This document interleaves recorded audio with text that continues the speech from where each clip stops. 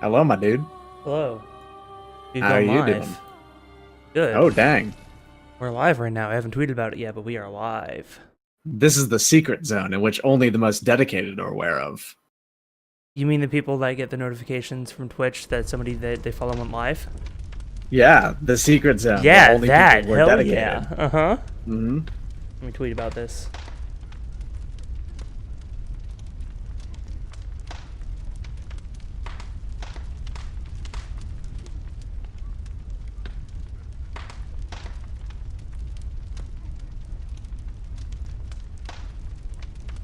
Pop out. Right, tweeted that. And now let's go over to some Discords and post there. Things are working well on this end, and it's Good, nothing to good. worry about. Fantastic. Alright. Things have been tweeted.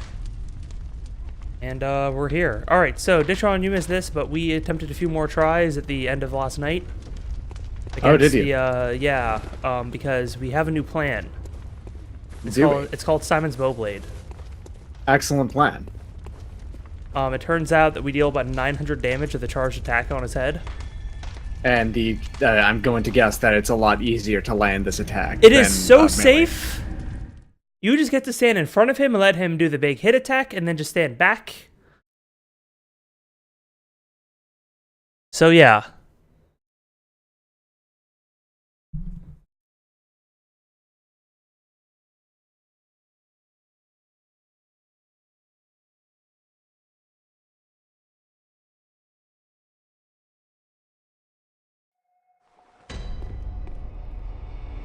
Extreme silence for the loading screen. Yes. Perfect silence. There must be all 100% sound during all loading screens tonight. That's my new rule. It's not a rule. You don't have to be silent during them. That'd be dumb. That's like one of those rules that makes your stream more boring instead of more exciting. You'd think that, but man, is that content just way better than whatever we're providing? Ha! I mean, yeah, that's sure. All right, so we were dealing okay damage. Actually, let's see how much damage we deal now. Is I put on some new stuff. All right, this is a good. Nope, never mind. That wasn't a good pattern. We want him to do like push, push, and then slam down all hands, basically. So turn towards us. Yes, please keep doing that. Good. All right, now you're facing us enough to do your attack. Okay, that's not quite it. That's an attack. It's an attack, but this is what we want. Yeah, 1,000 damage on the bow hit. That's extremely safe. You weren't lying. Mm-hmm. It's going to become less safe once the Oh arms yeah, come. totally. Like I've made it to the final form. Like I think I tried like half a dozen times last night, and I made it to like last form multiple times. So Yeah, I'm mentally seeing the situation where it has the arms off and its reach is just so far that there's no place on the screen where it's safe anymore. you're not wrong. But hopefully we have enough damage now that we can just get past that. So yeah, like that attack is going to be a killer to like actually get through, you know, move forward. But all right, this is good. Nope, that wasn't the great one. Actually, we didn't want him to do that. We want him to slam all your hands down like you do. And do push, push, slam. That's not it, buddy. Come on, push, push, slam. Let's do it. Come on. It's a good thing that we There actually he have an is. unlimited number of arrows if we want to. Yes. We can always make more arrows. More arrows. So the jump is actually dangerous here because we're not standing in the perfect position to not get damaged by it. Yeah, the jump is an actual attack now and not Oh, good. a repositioning. We got in maneuver. a visceral Visceral? attack. Yep. Nice. You almost missed that. Yeah, had to get quite a distance to do it. And now, fortunately, also, for the next while, his head is broken. So I deal Which extra means damage. Like 1.5 times. Something like that. Like 1.3 times. Yeah, You know, fair enough. nothing to write home about, but an okay upgrade. Okay, and then if I counter him, then it's like 1.5 times. Yeah, okay. Alright, head is healed. Please continue making attacks. It's not... No. I can't count... Oh, what? You got When did You that got go so hit by far to the the Zakatow. side? What's Is up? that like variable? How far back and forth the? No, I think that's actually completely consistent every time it fires that. It's just a, I don't know. I You guess just got it hit by started the pattern like further to the right than or left than I was used to. Hello. Oh, hi. We are making attempts on the amygdala again. I cursed it on. Oh, right. But we have the new plan. Gun. Mm-hmm.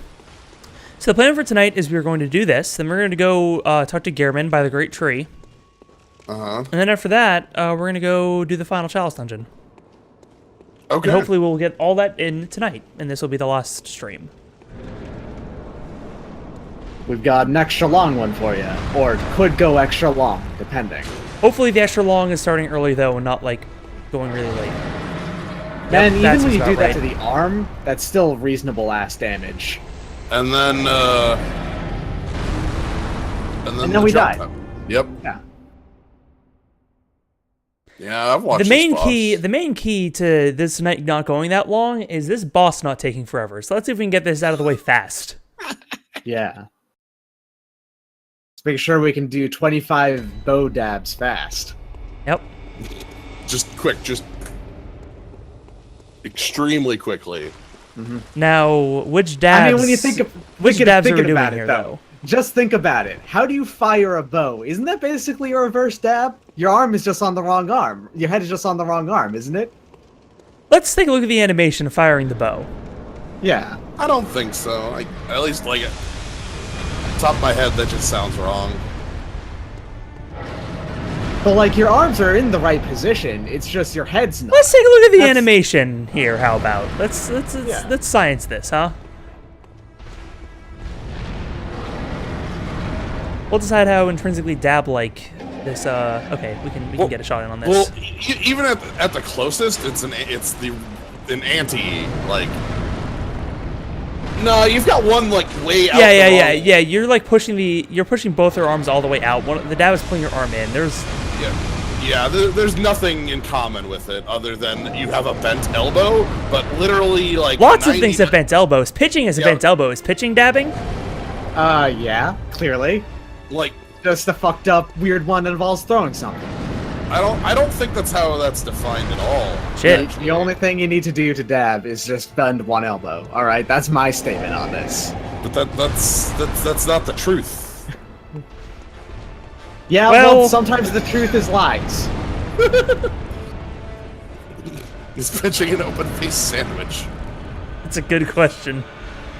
We've yet to determine, truthfully and scientifically.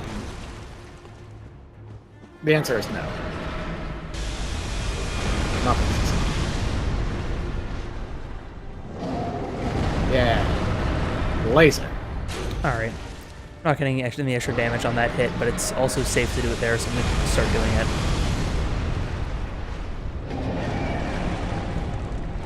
A laser that causes things to explode. It's basically a Zakatow, right? I mean, the okay, there you Zakatow is a laser made of explosions, which is slightly different, but... There's too much delay on the explosion for it to be like.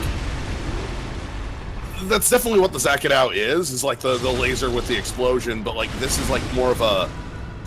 This is a samurai sword laser, you know? Right, okay. I get It does the beam and then the after effect comes out. It's a cross-counter explosion. Yeah, definitely. Cross-counter laser, sorry. Oh, please don't walk that close. What the hell? Just getting up real... Don't in stand. there. Don't stand. Don't stand so close to me.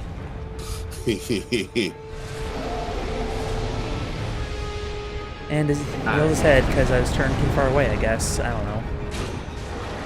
It doesn't really This is- matter. Yeah, that's up and down. All right, sure. That's a big old pound. Yep. The pound is like the best time for you to get it hit. Fuck, man, though. Like, I have to get close enough to make sure that, like, I can get my like, I am Visceral. not visceral, but like, I don't need to like back up to basically I need to be standing at a point that like I can get in the like counter amount of damage Oh. Okay, that's range. good. That's good. Yeah, right. So if I'm too far away... Oh, God damn it. All right, well, that's fine, I guess. Not quite what I wanted, but I'm going to go ahead and... That's You got almost the same amount of damage. Yeah, It's all right, the that's thing. fourth. Okay, all right. Man, that arrow goes far. Yeah, it does. It's got a much better range than the gun, Guns which is nice. have no range at all. Clearly. Yeah, Bows uh-huh. are where it's at. Yeah. All right.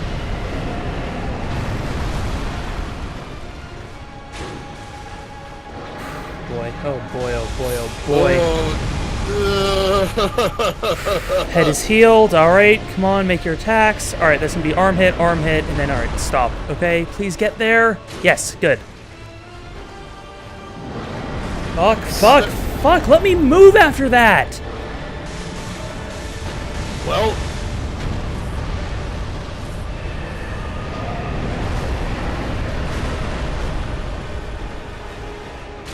Well, I hit him somewhere, so that's good. Yeah. you got like back arm. Or the chest or something like that. Something like that. Yeah. Oh dear. Holy shit. We just hit something. Yeah, that hit something, alright. There we go. Okay. Turns out Simon's Bowblade, really good weapon. Really good weapon. Yeah, it's a neat one. Check out that blood gem, by the way. Cursed, Yeah, nourishing, Curse, damp Nourishing, blood Damn Blood Gem. Yeah, and we got the Great Themru Ihil Chalice. The final Dumeran Chalice. So let's take a look at that chalice first. It's up here. I passed by it. There it is. So if you look at the Themru chalices as we go down, they sort of get more ornate. But then this one's nice and simple. It's a chalice that breaks the labyrinth seal. Great chalice in the deeper reaches of the labyrinth. Themru Ihil was the title of both the Thumerian monarch and its capital. This reveals that while early Thumerians were mere humble guardians of the slumbering Great Ones, their descendants felt entitled to name themselves a leader. Let's take a look at that blood gem. Let's see what kind of power we get out of that triangle that we picked up. That's cursed, nourishing, damp blood gem. There it is. Attack up plus 19.3%. Charge attacks up to 0.5%. That's a pretty good gem. Yeah. Might see where we can fit that one in. That one would work well on the Bowblade. Yeah, I Would, was saying yeah. the bow, yeah. Because it already cost so much fucking stamina. Like, what is, like, I already can't do anything after making a charge attack with it, so. Yeah, and it powers up that charge attack. So. Well, obviously, you get what you need after you prove you don't need it.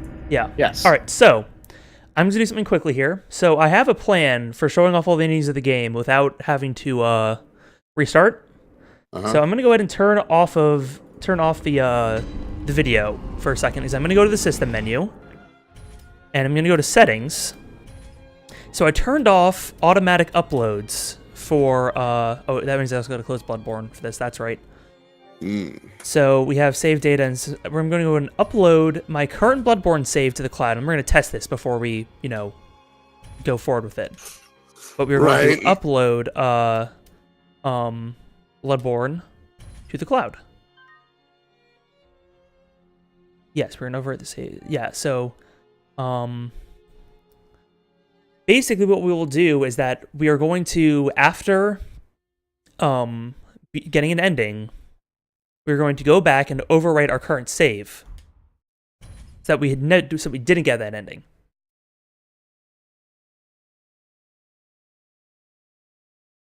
Does that make sense? Like we do the ending, pull the save down, and then that reverts it. Yes. Yes. Yeah.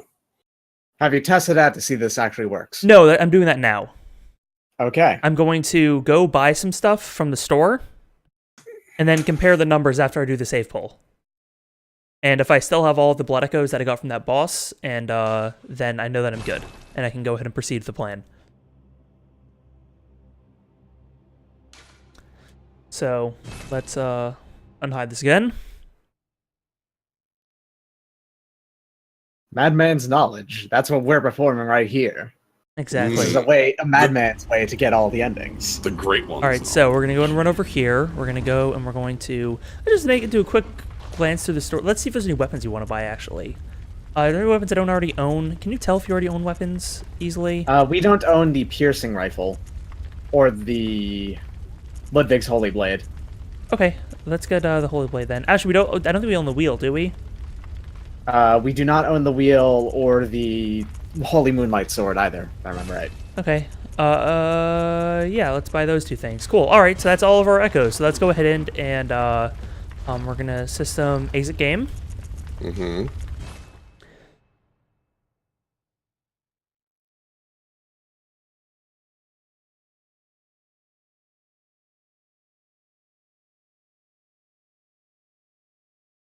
Japan Studio. All right, now that we've exited, I'm gonna go ahead and hide this again. We're gonna go over here and settings, application save data management. Bloodborne will close. That's fine. Save data online storage. Download a system storage. Bloodborne. The save from 8:23 p.m.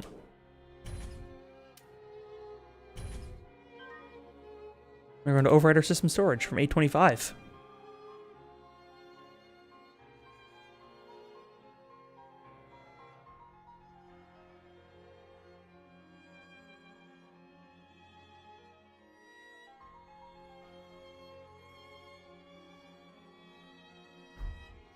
All right, and now that that's done, I'm gonna start the game back up.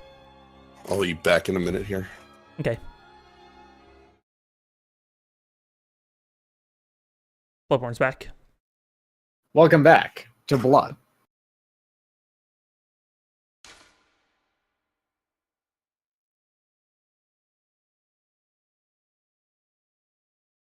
No, I think as part of my save file, it wasn't closed down correctly the time before. Because I did close it down correctly that time. I made sure to exit the game first. But then, I guess I restored a save file where that didn't happen. Right. Alright. I mean, if we have any blood, that'll also Yes. just tell us. Right, is the thing. so yeah, I'm just wondering if that's why it said that message, or like if you actually have to do ridiculous things to get it to work correctly. We have all the blood. If we got all the blood, just, I guess, check to see if there wasn't like an item duplication glitch there, and Yeah, check sure. to see if we have the wheel or sword. Well, we have a sword. We don't have the Oh, wheel though. We already had the sword. That's right. We got a copy of the sword just for. Yeah, for talking to the guy, and then you can buy another That's copy right. if you want to. Yeah, my bad. Let's see. We don't have Logarius's sword or the hammer. Not the boom hammer, but the other hammer. Logarius's hammer. The By wheel? both- No, the wheel. There's the wheel, but there's also like the hammer. The Did it work? hammer? Yeah, the Kirk hammer. That's the one. Okay. Yeah. Did- The Kirk did it hammer. work? It It seemed did. to have worked, yeah. So we're gonna buy Okay. some, rebuy some of these weapons. Then I think we have everything else in here, don't we? Saw cleaver, saw spear. We've got the hunter axe. bloodletter. We've got the arm. Let's see. We have saw spear, beast letter. We don't have the Doesn't look like we have the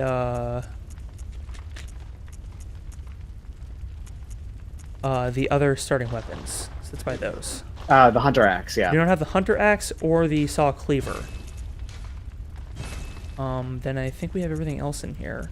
Do you have the guns? I don't think you have a piercing rifle.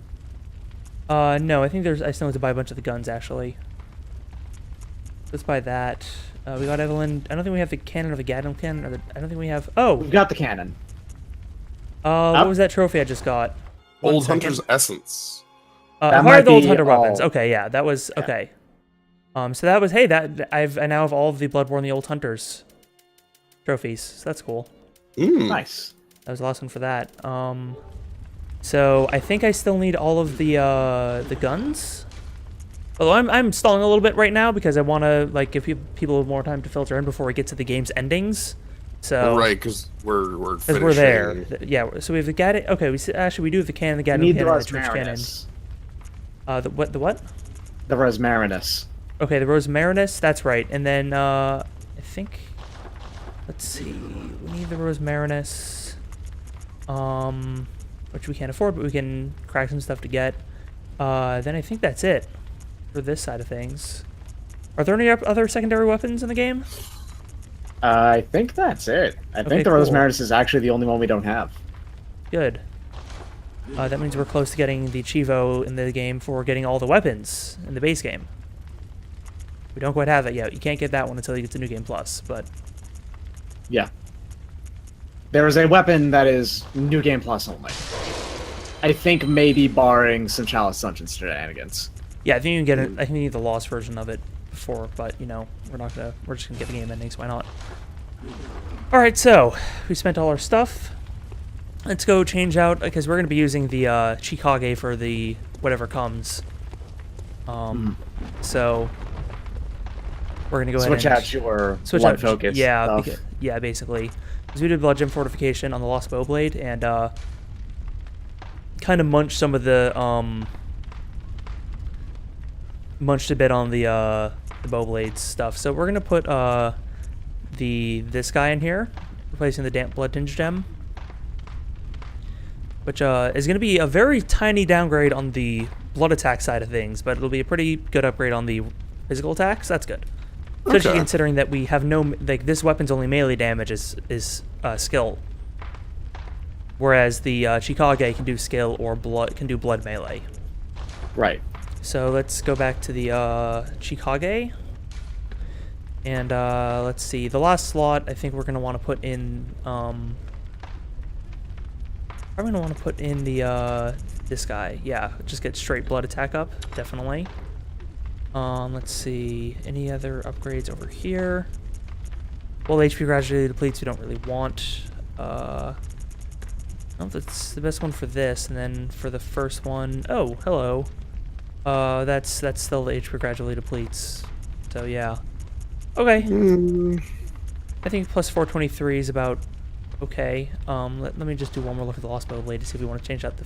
oh, you know what? Yeah, we're gonna replace the first slot of this with something different. So this is, let's see, what gives us comparable ups without being garbage?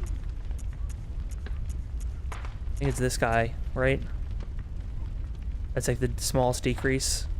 And then we're gonna go to the Chikage. Yeah, I don't know. I wasn't paying attention. Actually, you know what? We can put that back in after, because we're gonna go ahead and put in this curse that will give us the biggest ups. Then we're gonna go back to the Lost Blowblade and put in the thing we just took out of that, this guy. So, okay. And okay, now our weapon is set. We're gonna double check our Carol runes. We're not gonna rely on visceral attacks here, so let's change this out for something a bit more useful. One thing we can do before we go is, as we usually tend to, is if we haven't already done recapping what we... Sure, yeah. Like, because last time we spent like an hour fighting Amygdala, and then we went through the fishing village, is what actually we were doing. Trying to figure out like what the secret, what had happened, because there was a mention of like a secret that shouldn't be uncovered, and a lot of the scholars of Bergenworth are giant jackasses, and the hunters are cursed. Like what's going on there? And diving into the unnamed fishing village, we found the Orphan of Kos, or some say Cosm. That they're wrong, clearly. Boss side titles clearly say cause right there. Right. Like, well, the game writers say Kos. Boss subtitles appear in everyone's mind when you look at a boss, and everyone knows that. So, question, say... Ikrik in the chat asks, is there a stated canon ending? I think, just as a principle, I don't believe in canon endings. I believe you can have, like, true endings, quote-unquote, where, like, you do everything correctly, you solve the mystery, and then that's what happens. But, like, you know, XCOM 2's canon ending for XCOM 1 is you lose. Right? Well, XCOM 2 is specifically... oh, it's canon to the games in which you lose, not the ones in which you win. Right, exactly. So the canon endings for XCOM 2 are the games you lose. Yes, but that doesn't necessarily mean that the ones that you won weren't. There's is right, their but point that's on it. that's the thing. Right. Like the thing that's canon is the thing that they're building off of. You know, Right, that's what canon is. The actual example of XCOM is moot, and because of that, like, yeah, okay, it's a little like if we look at any game that has a sequel built off of it, if we're talking about Knights of the Old Republic, that has a specific ending that it chooses to go, you know, like things like that. Right. Well, actually So Knights of the Old Republic awful. Fuck, did I choose another one that's garbage? Whatever.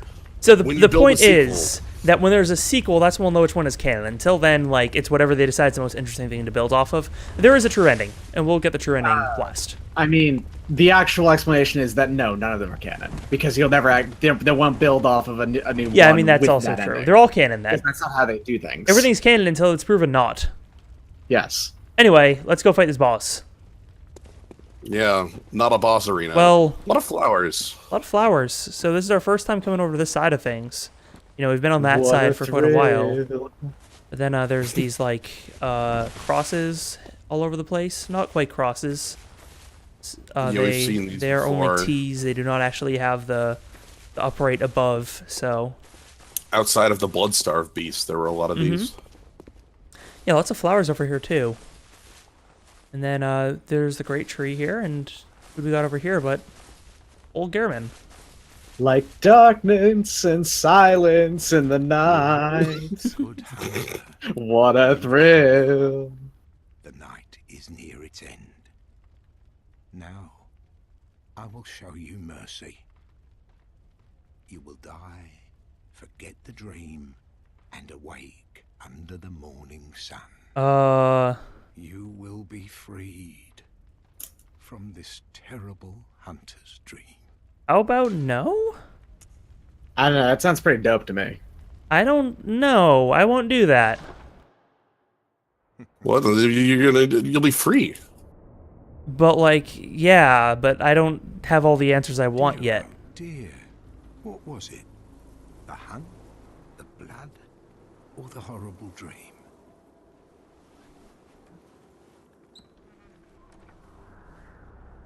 Oh, it doesn't matter.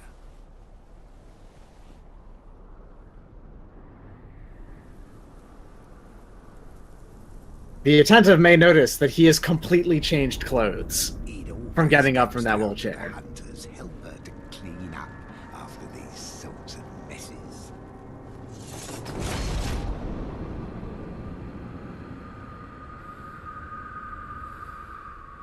Tonight, Gehrman joins the hunt. I wish that Gehrman could join Smash Brothers so that could be his intro line. I was Gehrman joins the hunt! Gehrman the first hunter. Yep. So Gehrman wants us dead for some reason. Because we refuse to, like, submit our life, so, you know. I mean, fair enough, right? Like, we refuse to submit, so that doesn't mean he's not going to try to do it. I guess the question raised is, what does that mean, submitting our life? And what is... Right, like, yeah. Mm-hmm. Anyway, nice weapon, nice, Yeah, he's got a cool-ass, like, scythe. Yeah. And he's got a fucking baller moveset on it, too. I always forget how good his combos are. I like that yank. I mean, that's how you'd use a scythe, right? You'd have to yank with it. Yoink. The reason why I mentioned so long ago that the Charred Hunter set's canon hat is the top hat is because what Gehrman's wearing right now is the Charred Hunter set and a top hat.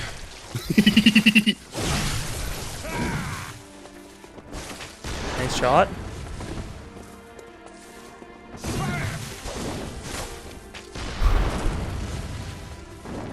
Very nice setting for this. You can see the burning workshop in the background, and then, like, you know, the flower motif has been throughout the game, but also, you know, that's a very Form 3. one that's used. Oh. Someday. Oh shit, he's going right for it, huh? Tree frog. What the hell is this? Oh, I guess that was just an explosion. Alright. Well, alright. He looks directly at the moon when he does that. He's also got the quick step now. Oh, that's right. He's got the He's got the razor wind swing attack right there. That's super anime and dope as hell, though. Yep. Everybody knows that is cool as hell when you jump up in the air and do. Especially because when he does it, like a bunch of flower petals rise up in the air. It's a very cool effect. Yeah. Very death here. Garamond is an extremely fun fight. Also, I just realized that I'm going to have to rebuy all his weapons again. I don't know why I did that. Oh yeah. Actually, you know what? I was actually Fuck. just. I should go resave right now. Or actually, no, I can't. Never mind. I can't. Never mind. Yeah. Never mind. We're already locked into an ending. So. There's a fog door now. I know. Yeah. This. So we should not do that. Never mind. Okay, that just means I need to go redo Blood Gems after the next time, and then before I go talk to him again, resave again. Or just do it a third time. Or actually, you know what? I can just do it a third time. Do it on the third time. Yeah, we're good. We're good. Ah, long attacks, huh? I like that we have had a lot of build up in just the item descriptions and learning about the hunters that, like, yeah, a lot of people learned under Garamond. A lot of people, like, respected and knew him as, like, he created the hunters as an organization, basically. Maria was directly under Garamond as an apprentice, and I think a number of other characters we've met have mentioned Garamond by name. So, yeah. The backswing on that one. And yeah, also it turns out that he invented the hunter technique of the quick step, etc. Yeah. Except he's really old at this point, so he can't do it as well as, say, Maria. Yeah. Because Maria would just be doing it from the very start. Yeah.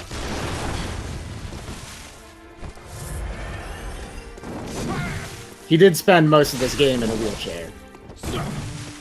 Yep. It's subtle, but he actually has a peg leg on one of his feet, on his legs. Oh. He's wearing boot over it, I believe, so. He doesn't when he's wearing his old outfit, but you can still distinctly tell from the way he walks slowly. He walks with a weird limp. Of course, when you're dashing, you don't need to walk, so you're good. Yeah.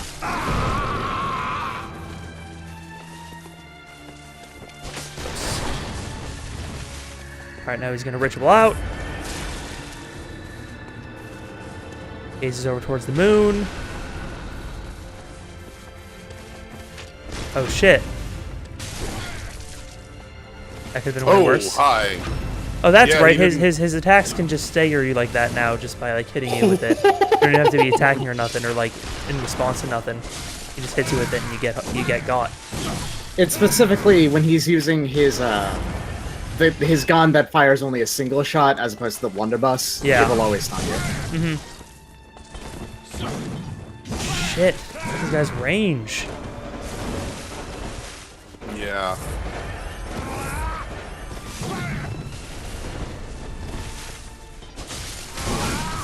Take a hit there to get in some hits.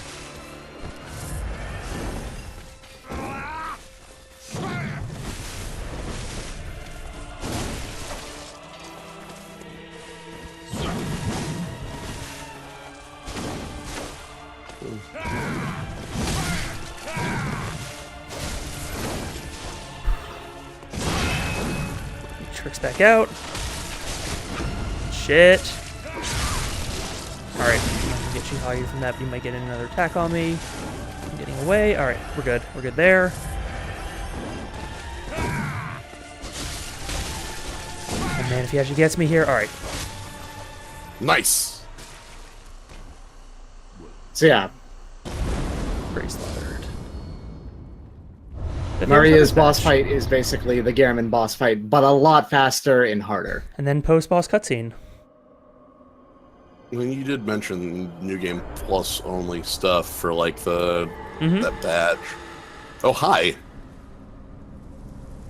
Now who's this guy? How you doing? Who's this friend?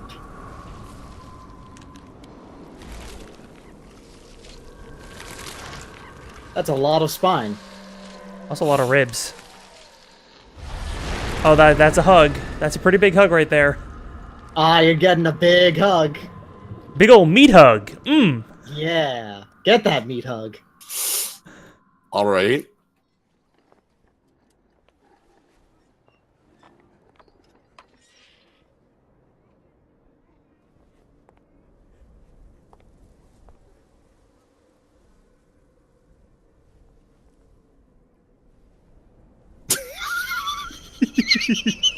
And so, the hunt begins again. Oh no! Oh my god! What's that? Shit. Now Trash Hunter is Garamond. That's such a good face. God, it's so perfect. And especially, like, you can kind of see the despair in her face there at the end. Like, oh no, what have I done? Oh no. Still got that big wide smile, but it's a uncertain smile. It's like, it's sort of a tragic smile. Yeah. My face is stuck like this now. I have to smile in the face of all of this. Oh, okay. So yeah, All right. that's an ending. So so Gehrman wanted us to, like, just kind of give up and for him to kill us, have us wake up and just kind of forget about all this. Yeah, and so we said no, we beat him, and then big ol', presumably a great one, came down and hugged us real hard, and now we're in a wheelchair, presumably the new Gehrman. Yeah. So that wasn't like a great, that wasn't a positive ending, I don't think. So let's go back and try a different one. This time, let's assume that Gehrman has our best interest at heart, and let's submit to him. All right. This time. We'll see. Well, that'll give us more info to work off of like, what does waking up mean? Right, Like, yeah. What is... No death burn 55, thank you, but I am not going to do summons for this fight. Also, I don't know if you can summon for this fight. No. I don't know if you can. Because I don't think you can summon directly into Hunter's Dream, and there's no space, like, outside the boss fight that isn't the Hunter's Dream, so... Yeah. Alright, anyway, we're gonna go ahead and, just hop out of this ending real quick, and, You gotta... gonna go ahead and, download, the save again, so... I'm actually just curious. Yeah, we plan on showing off all the endings here. We I'm just just want to show curious them. what non-hidden endings I still have to get. Just the hidden trophy and all trophies acquired, huh? That's it? Unless... Oh no, there are others. Another hidden trophy, Hunter's Essence, acquire all Hunter weapons, sure. Is it just those 3? Sorry, I know none of you can see this, but yeah, there's 2 hidden trophies plus a... Okay, we're good. I think I have all the things I need then, except for the ones I know I don't. Anyway. Is getting all clothes a If it trophy? is, I already have it. Okay. So you have murdered your friends in the past. I guess it isn't then, because I haven't. Okay, gonna close Bloodborne. I'm going to go to save data online storage. Download to system storage. Bloodborne. Save from 8:23 p.m. We're going to go back in time a half hour.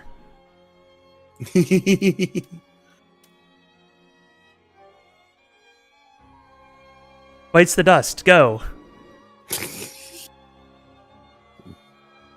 Bites the dust.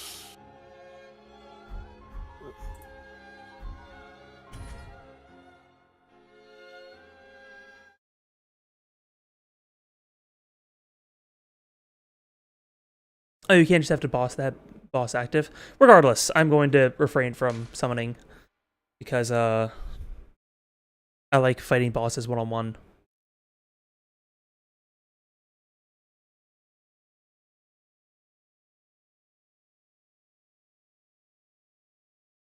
Yes, you have to go through New Game Plus to get a different ending. That's all the Souls games work. You have to choose one, and then that's it. That's your ending. Yeah, normally, yeah, you would have to play this 3 times. I mean, I guess to see all I three. guess on like PC, it's easier to duplicate saves to like give yourself multiple characters. But Blood Flash, and thank you for the 1,000 bits. Oh, Thank you very much. It's very kind of you. yeah. All right, so we're back here. And you got your cash. Got my cash. My cash is back. And actually, you know what? Let's just go... Before we fight, let's just... I don't want to go through all that stuff, so let's just go see what Gehrman has to say. You know, if we lose, we can just go and re-equip all that stuff anyway. But... Yeah. we gotta do it again anyway, so let's just go see what Gehrman says when we say fine. So you manually downloaded that save, you didn't have to go and turn auto-download back off, right? Good hunter Yes, I don't need to... until I turn auto-download back on, is near its end. or Gotcha. auto-migrate, like, it won't I happen, will show so... you mercy. Gotcha. You will die, forget the dream, and awake under the morning sun. You will be freed from this terrible hunter's dream. Alright, I submit my life. Farewell, Yeah, sure, why not? keen hunter. Fear the blood. Fear. Blood.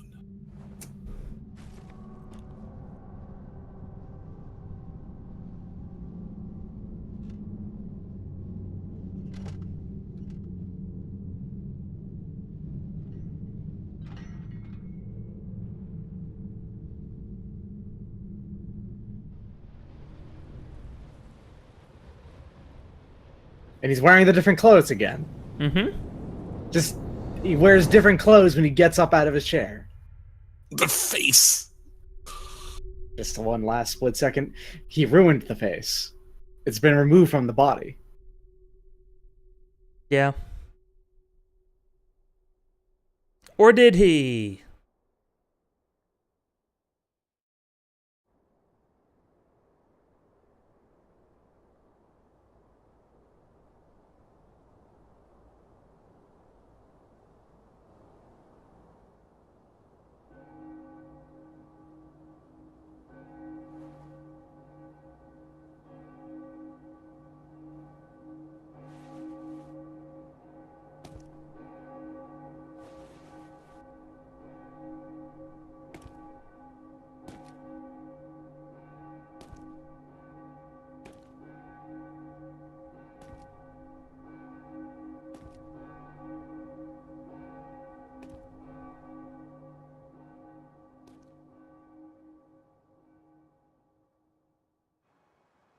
Nice.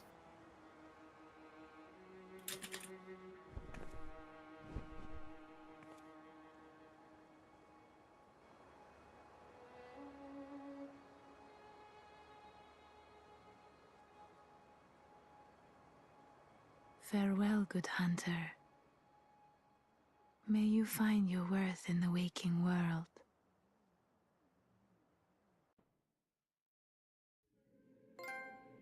I don't know, that seemed like Gehrman had nothing but good intentions there.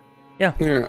One interesting thing I want to quick say is that Gehrman said like we'd forget everything about like we'd basically forget it and go on with our lives, which yeah, all right. But other other hunters we've met had talked about the hunter's dream, specifically dude in Old Yarnum. Mm-hmm. Jurga Yeah. had mentioned the hunter's dream, so like they hadn't forgotten, like they other hunters who had like come and left. Right. So Right, but they hadn't woken up yet because they were still there. right. Well, They were still there. All right, one more time. Save data online storage. Download to system storage. Bloodborne. Yep. Download that. Overwrite system storage. Now we're going to turn back on the auto migrate. Yeah, no reason to keep it off now. Yeah.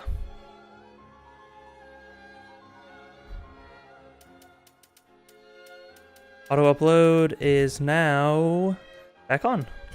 All right. Back to Bloodborne. So yeah, Gehrman kills us and we wake up. And the sun is rising. Over Yharnam.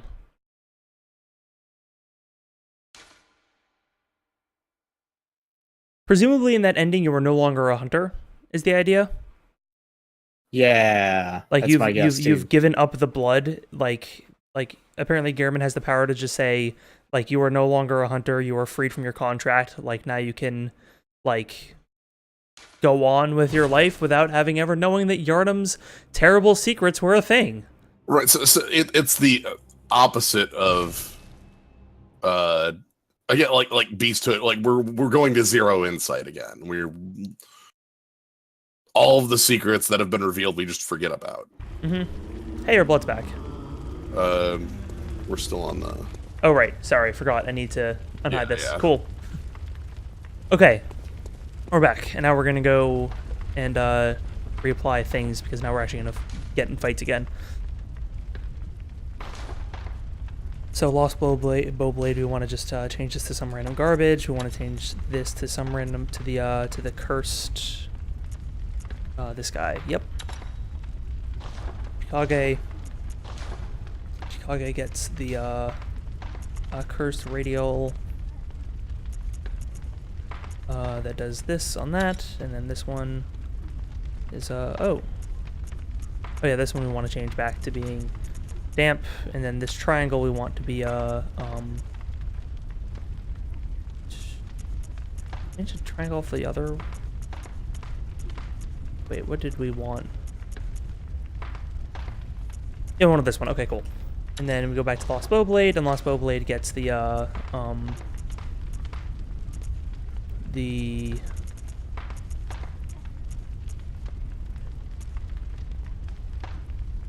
guess this one's not bad actually. Unless, Yeah. or no, it was just this one, I think. Yeah, there it was. Okay, cool. Anyway, that's about correct. And then we're gonna go back here. I'm gonna change the Blood Rapture back out for or wait, this is Great Lake, which is all damage reduction, which is fine. That's right. I just remembered something. What's up? Something is not actually mentioned, I think, at all on the runes themselves. The beast runes also lower and completely remove at the highest level fall damage. Huh.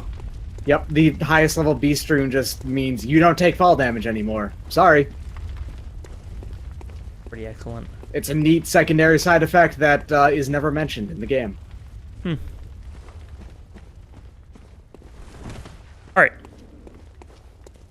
So, we're gonna go back here. So Yharnam Sunrise is like a good ending in some ways because you're free, but also you don't remember anything, and you don't learn anything from that ending. Well, like also we kind of saw what the world looks like. You're just living in ignorance of it. Yeah, basically, yeah. It's like basically going back to ignorance is bliss and being done with it. It's like, I mean, I guess. Good hunter. I mean, that's a better I state. will show you mercy, yada yada. You will die for the dream. You will be freed from the Cerebral Hunter's dream. I'm gonna let this finish so I don't accidentally button through some of your life, because we're going to refuse again. Did we do the thing? We can do that. Like, if you don't do the thing, yeah, no, don't worry. Okay. We'll do it. Okay, all right. Actually, you know, we will just let him murder us right now. So we're gonna do the thing. I'm very worried because he turned on autosave. Right, yeah, which would mean that it'd be like, well, I guess we're playing the game again, y'all. Yeah. Actually, we will submit our life. Actually, can we change our minds? You just like chop my head off here. Like, I'm good. All right.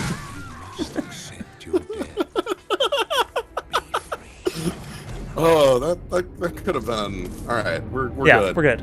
Anyway, so the secret to getting the true ending, quote unquote, is you don't submit your life because that gets you nothing, and then just beating Gehrman just means that we get smushed. But what if we had greater insight? Like, say from you know, 1/3 of umbilical cords.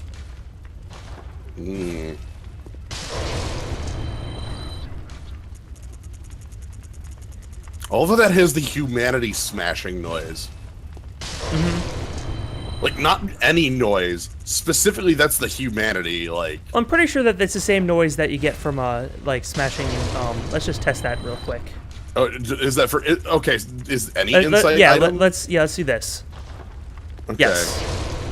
Anyway, yeah, these are insight items, but they're special insight items. We're gonna use all 4 of them. We're gonna consume all 4/3 of the umbilical cord. Eat it. Anyway, now we can go fight Gearman. Okay. No, sorry. Hold on. Before you do this, eat 1 more Great One's Wisdom and 1 more Madman's White Insight. Good call. You're very close. Actually, I'm just gonna go ahead and, well, actually, no, wait. I don't think I do. You think you're gonna get enough once you beat him? Yeah, right, because you get 2 for beating him, then 1 for other stuff. So I think I think that if I just leave it as is, then we're gonna get that good number. I mean, I hope so. We'll see. I hope I didn't goof it up. I don't think I goofed it up.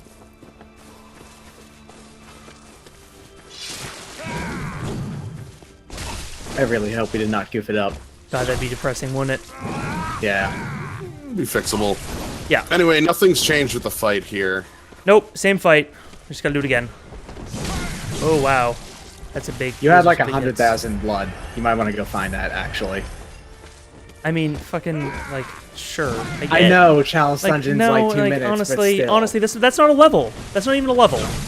It will give you the stuff you need to buy after. Yeah, but we're also doing a Chalice Dungeon after this. True. When I tell you to worry about it, you don't. But when I have we no tell idea you not where to it worry is. about it, Where is it? Tell me where it is and I'll go get it. wow. It's hidden in a goddamn bed of flowers somewhere. I'm really liking the range of the Chikage for this fight because he's getting like just inside of the range. Like we're getting just inside of the range for Chikage to get like hit with the like blood splatter. So.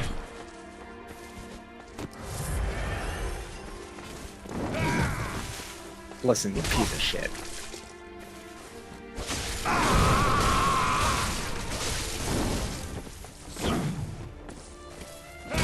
Good hits, good hits, good hits. Continuously good hits. Wow, some good hits.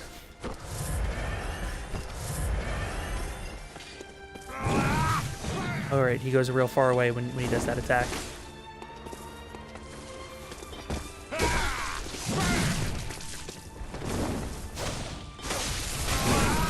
Oopsies.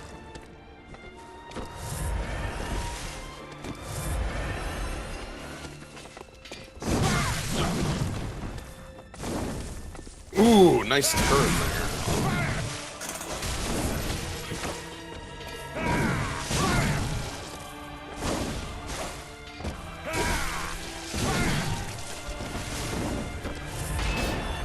Oh, it's right here. Neat. Take it up. Thank you. I was about to be furious. I'm really glad that... Oh, the moon. Okay. Yeah. So...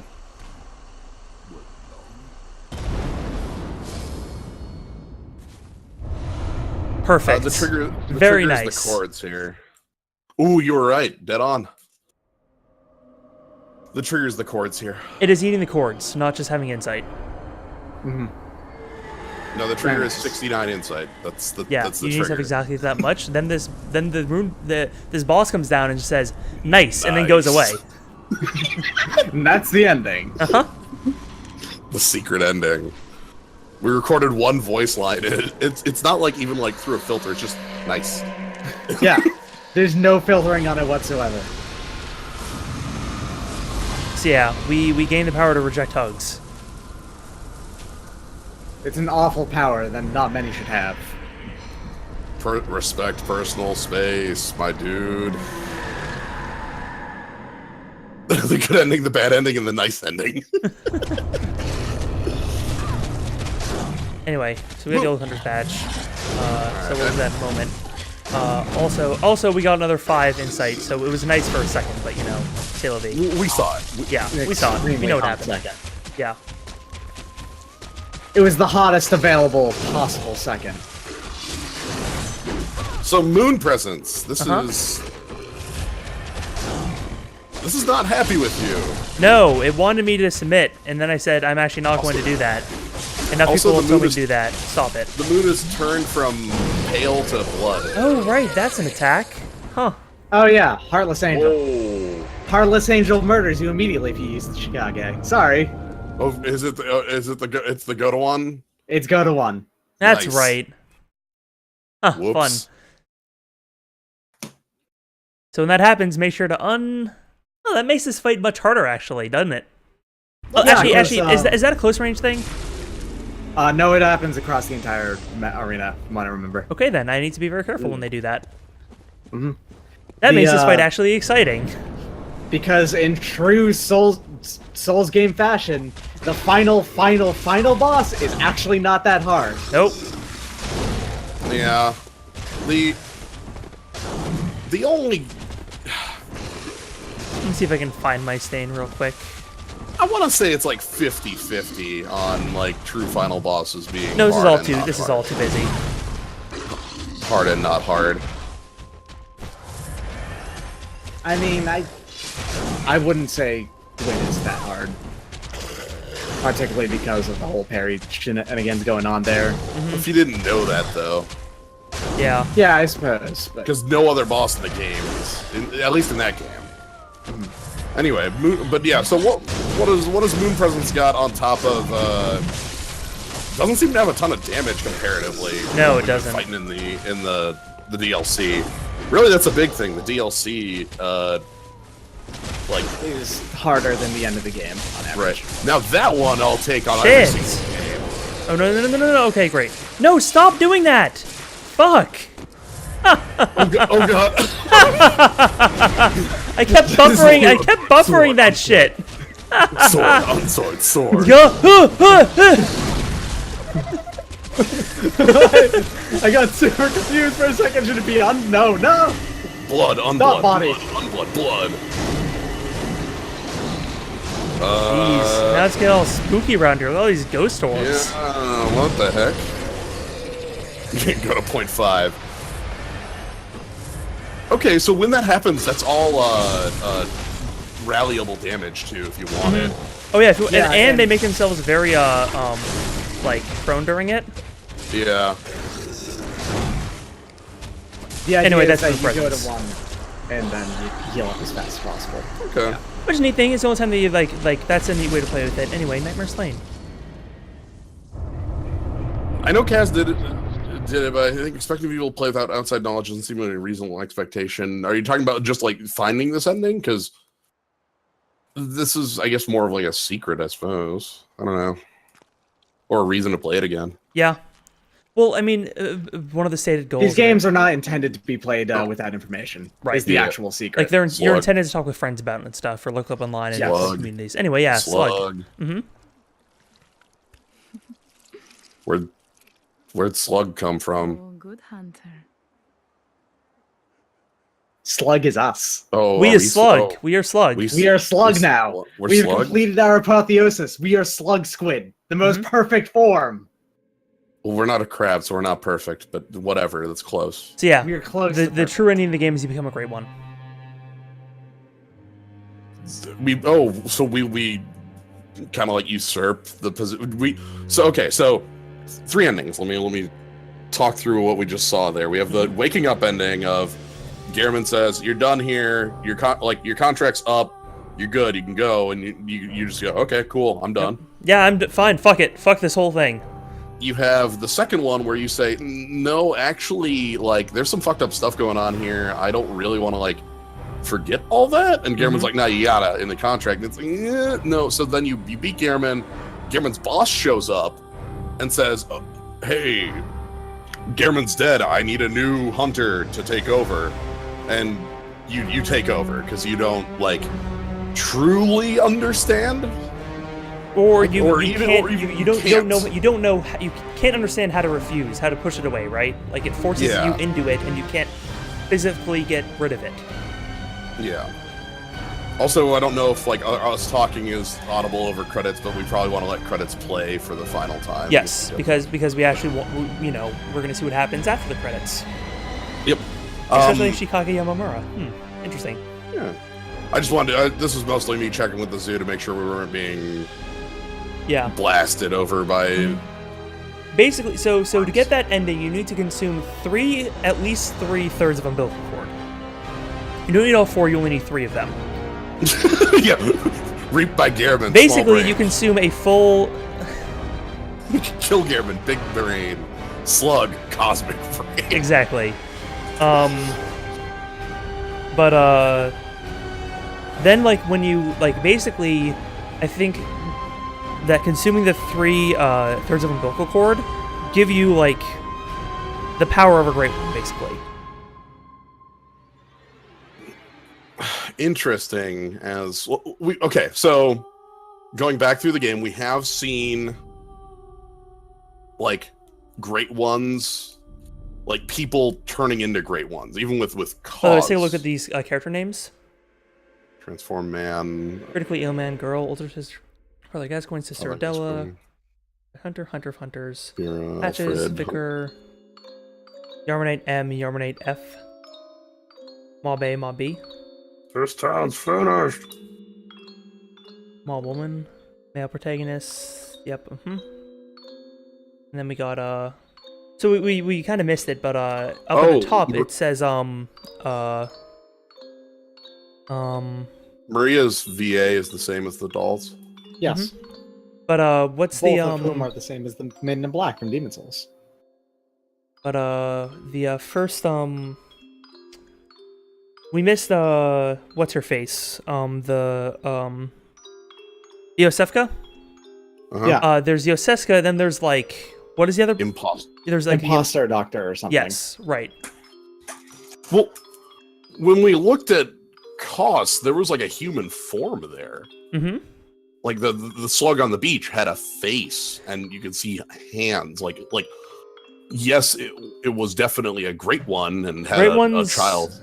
Yeah, great ones are effectively higher beings, like that live on a plane higher than ours. Like higher in the sense of hierarchy, not higher in the sense of position, because they're sort of overlapping, but you know, but like they exist in a realm dimension like higher than ours. Okay. And so people found that shit out, and they said, we want in on that shit. That sounds dope. And that's what this whole game was. Yeah, we found fourth dimensions. Rom. Oh yeah, Rom the vacuous spider as well as one of the like human great ones. We've seen in the game alone, like I think we've seen both like great ones in the sense of like child of a great one into human as a great like Mergo. We've seen actual great one. I think the one I'd point to as that would be the forgotten one or the lost one, whose name I forget. You fight in the DLC. Shit. What is that one's name? The one you fight in the DLC. The Living Failures. No. No, actually, it's not in the DLC. It's in Upper. Ebritas? Ebritas, Daughter of Cosmos. Ebritas, Daughter of the Cosmos is a real ass great one. Yep, she's a great one. That one's a great one, not like. She's a great one that decided to live inside our world. Yeah. Not a hybrid, not a ascended, like just a great one.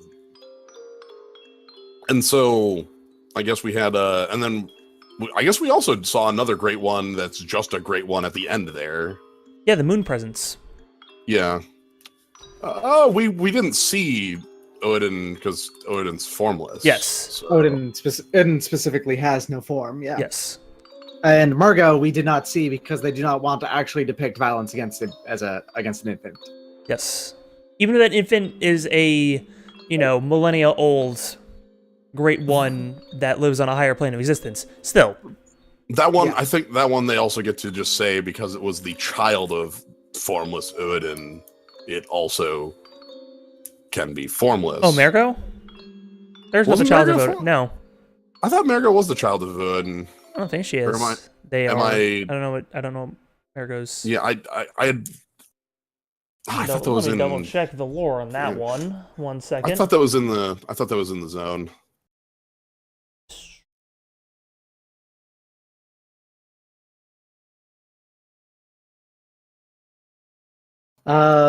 Suspected to be a child, but not confirmed. Okay. Okay. That makes sense. Because it makes sense So, with the formless, invisible part. Good. All signed and sealed. Now, let's begin the transfusion. Who's this dude? Oh, don't He's just Carol. some dude. It's suspected that that's Carol. Whatever happens, of the Carol runes. Okay, like, because, you know, the first time I watched this playthrough and saw this and, like, throughout, I just kind of thought this was Gehrman, but it's not. Right? I'm going to stick with my explanation of he's just a dude. Just some guy? I don't think he's important. Okay. Not everybody has to be, like, named NPC who was, you know, super important person. Mm-hmm. Hey, Whimsy Karen, you may have missed the endings, which we're now talking about. So,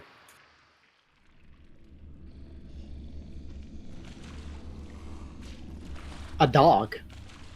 blood dog. We're back to the beginning, as Souls games do. Yep. No, starting Journey 2 choice. Where it's just straight back to it. Mm-hmm. A lot of re-aim on that ending game, huh? You're starting over from the beginning? Yeah, re-aiming all the way back to the front. Oh. An Ouroboros level of re-aim here. God. What happened if we killed our friends? As in every other Souls game, we likely would have gotten their equipment and or maybe He just like wanted us to pick item. up their shit and read their items, which fair enough. Yes. I just turned that into a goof. Over the entire because stream. I was like, maybe. So anyway, this is New Game Plus. We specifically as did you not can get see, an armor set. Yeah, we keep all of our attire. Keep all our items except for specific ones. We keep all our ritual stuff. We lose. We keep badges. We keep badges. We do not keep keys, and then we also keep chalices. So. Okay. Which ending do we get? All of them. Yes. This one is like we are continuing from the true ending. I'm forgetting the name of it because when you get the Chivo, this time is that's what the one I got the first time around. Well, the nice ending. The nice ending. Well, we got the true ending. We got the great one ending. The nice ending is ending. Oh, the nice ending. Nice. Yeah, we got the nice ending. 79. Not anyway. So nice. Fuck you. I have a sword this time. Would you have kept your cords? Don't think so. No, I believe that those reset as well because they're considered key items. Yeah, that doesn't sound right. Yharnam Skies back to the. So I'm trying to remember where you actually get like where Yharnam Sunrise takes place. Where what takes place? Like so Yharnam Sunrise takes place in Yharnam. I'm trying to figure out if it happens like in the geometry anywhere or what. Oh yeah. You woke up like on a busted fountain a bit, and then It's like on a well. I would assume it happens in the big plaza in Cathedral Ward. Yeah, that could be it. That makes sense. Yeah. Anyway. That's because that's the most identifiable part of Yharnam. These guys are stronger, but they don't drop a ton more, so that's kind of disappointing. But you know, oh well. Yeah, I was gonna say, what are we actually looking at for differences on New Game Plus? Are we? So is New Game Plus like just repeat it with like changing in numbers, or is there any like? There's no Dark Souls 2 style things that happen on New Game Plus only. That is one of my. I like that a lot in 2. So it's the only one that did it, and it's weird that it is the only one that did it. What does it It change feels to? like what's Or up? it doesn't change enemy placement and stuff in 2? It changes. It adds a couple of extra enemies, and it also a couple events only happen in New Game Plus in 2. My favorite. The one I'm thinking of is you can fight. You have a preview of Duke's Dear Freya. Yeah, I would say the Freya one is the one I remember, and that one was the coolest. There's also a couple bosses that only exist on New Game Plus.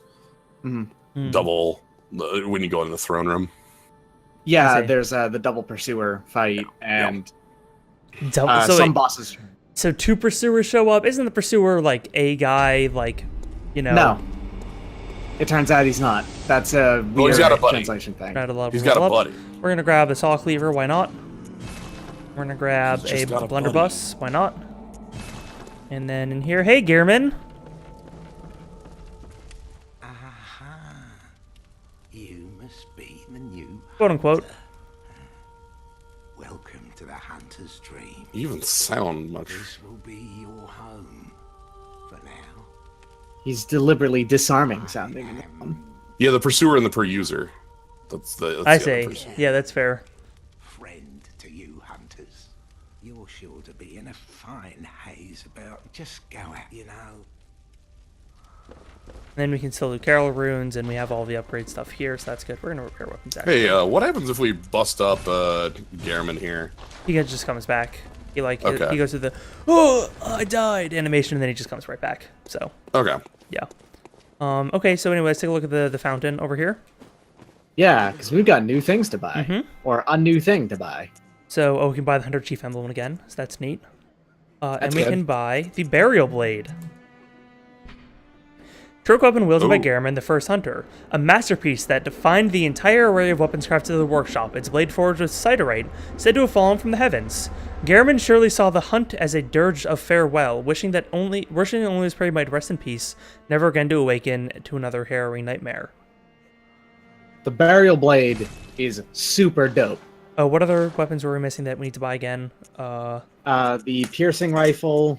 Ludwig. So I'm gonna buy Kirkhammer, Ludwig's Holy Blade. I believe we need to buy the Hunter's Axe. Yes. We also need to buy the Lucarius' wheel, then the Hunter's Axe. Yep. And then we need to buy the piercing rifle And the Burial Blade. and the Rosmaris. We just bought the Burial Blade. Okay. Is that everything? That's a good question. I think that's everything. Must not be everything because we didn't get the thing. Well, the Chiva doesn't pop up immediately, I think. Got the repeating missing pistol, hunting something. rifle, piercing. Is there Blunderbuss, I think there's one more weapon that we're missing here. cannon, Gatling gun. Do you have the church cannon? Yes, you do. Yeah. Lines player, No, I Rosmarinus. need one of the higher ones up. Ludwig's rifle. We don't have Ludwig's rifle. That's it, yeah. And then I think that would 1, 2, 3, 4, 5, 6, 7, 8, 9, 10, 11, 12, 13, 14. And then over here we have 1, 2, It should 3, be all the 4, 5, guns. 6, 7, 8, Alright, 9, then it has 10, to be 11, a 12, 13, non-gun 14, weapon. And then 15. And then we have some other stuff. Saw cleaver, saw spear, hunter axe, beast hunter save, that arcane, beast hunter, barrel blade, blade of mercy, church pick, Beast Cutter, Burial Blade, Blade of Mercy, Church Pick, Kirkhammer. We know we have all of the DLC stuff, so we don't have to worry about that. Yeah. Blade of Bush. I don't know what I'm missing here. Do you have Tiny? the stake driver? You don't have Yep. the stake driver. I don't have the stake driver. Or Tiny Contras. Tiny Tiny Contras Contras is is a a- hunter's tool. Yeah. Oh. It's stake driver.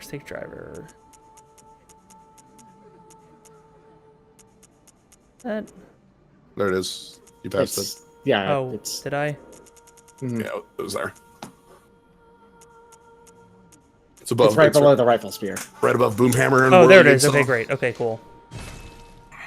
There it is. Hunter's Essence.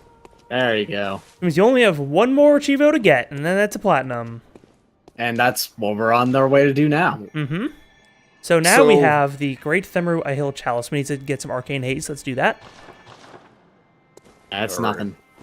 We gotta bust Can we up just- some can we things. Just buy Arcane Haze. We have the resources for that. So We do have a ton of insight. we do. So we might as well honestly just buy some inflicted organs. Let's just buy Yeah. let's just buy 2 inflicted organs, and we can turn a bunch of inflicted organs into shit, or 2 moss, whatever. Arcane Haze, Tomb Molds. Oh yeah, we have a shitload of Tomb Mold 4. That's right. We did. That was the first Shitload thing of those. Yep. we did at the very beginning. YNRN. We did. That's why we can now do the final area. Well, final chalice we need. You could spend 6 more insight. We should definitely spend 6 more insight. You're right. I should do that. First, I'm gonna go in and conduct the ritual though. Okay. So we can go to the Great Ale Chalice. Oh, no, you require living string to do this, and you only get 1 source of living string in the entire game. Yep. You can also buy it though. Okay, fair. You can buy it here for 10 insight. Oh wow. Yeah. Let's see. Let's go ahead and buy some twin blow. Let's buy 3 twin bloodstone shards. Nice. Nice. All right. Themru Ihil. Here we go. All right. While we're going through this, I have a couple things I want to Please. That is one of the reasons why I'm doing this after the ending, so that we can talk about the things. So the first one I talked about with you a little bit before, like after last week's, but is the what the hell the Hunter's Dream is. Mm-hmm. It's a nightmare. It's a nightmare. Right. It's a nightmare, created hosted by Gehrman. Yeah, it's hosted by Gehrman and created by the Moon Presence. Yeah, so the clue that clued me in on that was actually the end of the DLC, or in the DLC. There's a point where somebody talks about nightmares being like, nightmares always have a host, like somebody who's like either created the nightmare or is like keeping the nightmare up, and also nightmares also always resemble a place in real life, while not necessarily being like, you know, one-to-one that place. Like Astral Clock Tower, just walk on through to a fishing village, but the fishing village existed in real life and the clock tower exists in real life. Mm-hmm. I would have to stop you real quick and read off something President Dark said. I open my third eye to behold the mystic sex number that is my soul. Nice, I say as I astrally project back in time to high-five myself. That's very good. That's extremely good. Very accurate. God damn. But yeah, so like, and with that in place, like the whole like nightmares are places that exist that are hosted by somebody. Like the Hunter's Dream, we've been to the Hunter's Dream in real in Yarnum. Mm-hmm. Yep. In actual Yarnum, there was the abandoned Hunter's Workshop, and we even saw the doll there. We saw things like that. So that, I guess, raises the question of what the hell the point of the Hunter's Dream was. Like, well, I mean, it's still true what it is. It's a place for hunters to have some repose and like a time to breathe. Mm-hmm. It was likely that was Gehrman's initial plan for it before he started to become kind of disillusioned with the whole hunting thing. Well, no, I believe that was the Moon Presence's plan. I don't know if it was ever Gehrman's plan. Yeah, fair. Same thing, really. So let's talk some about the Moon Presence, because the Moon Presence kind of ties the whole thing together and doesn't really explain. Actually, wait, before we do anything else, I just remember we have a thing to read. oh yeah, Oh, is it the Old Hunter badge actually? old Hunter badge. Yeah. Having the old age of Gehrman. This hunter's badge, crafted in Gehrman's time, has no practical purpose except perhaps to assist in romanticizing about the past. The badge is a special privilege for the hunters of the past and should not be dishonored. It should be left in peace unless one is truly prepared to assume the will of those who have gone before. So, basically, the idea is that the Moon Presence is the entire reason for the hunt. Mm-hmm. So like the Moon Presence specifically wants either wants to rid the world of the Scourge of the Beast, or wants to rid the world of No. Is the person responsible for the Scourge of the Beast. Oh, okay. So the idea is that I this is based off some people's speculation about the lore, which I think makes some sense. But the idea is that the Moon Hunter, or that the Moon Presence, contacted Gehrman basically, and made him to the first hunter, because he was the first hunter, right? He started the whole thing, and is also the responsible for why people that would consume the Great One's blood would turn to beasts. Oh god, there's a conga line over here.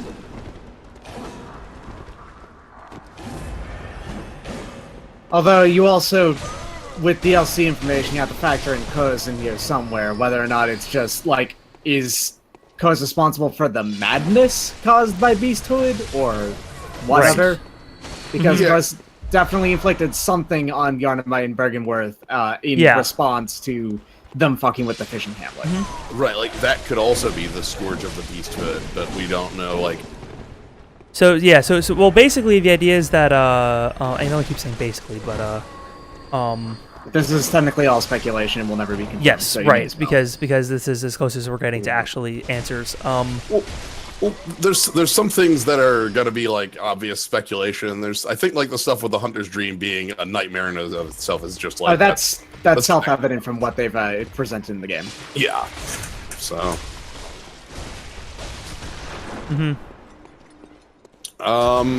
But yeah, so the Moon Presence like saw opportunity in using humans basically to take out other Great Ones that it would consider rivals. So that's why. So that would be why. Basically, after we killed Mergo, we were done. Like, oh, Right. you've done. That's your job. what they wanted us to do, was to kill a Great One. Like, cool. You. But then why? Oh, the Moon Presence is a Great One. When we kill the Great One, it says Nightmare Slain. That thingo was a Great One, absolutely. Yeah. Where's the? Oh, there's the door out. Okay. People are also talking about the doll. In that, like, we already know a number of things about, like, basically the doll, Gehrman, and Maria, which is the three people that connect there. Like that, it's mentioned in some of Maria's item descriptions that Gehrman had a like strange mania. Yeah, strange mania. About him, and that Maria like was an understudy to Gehrman for quite some time. So I suppose one thing that's possible that I'm just like speculating about now, myself, I have no idea if no one else is. I don't know about any other speculation about this, but it's possible that the Hunter's Dream was created to protect people from the madness of Kos. That's fair. Because if you think about it, guess, but it's a fair guess. Because Maria is in the Astral Clock Tower, right? Oh boy, it's dark in here, huh? Oh boy. Yeah, Maria's in the Astral Clock Tower. Right. Oh hell, I actually got on him. Hell yeah. So my idea there is that like the reason why like Gehrman made because remember the doll exists in the real world, right? Yep. Like you can go and see the doll and hang out with the doll and all this other stuff because the doll is just there.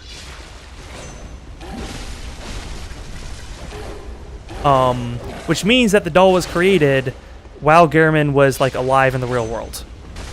Yeah.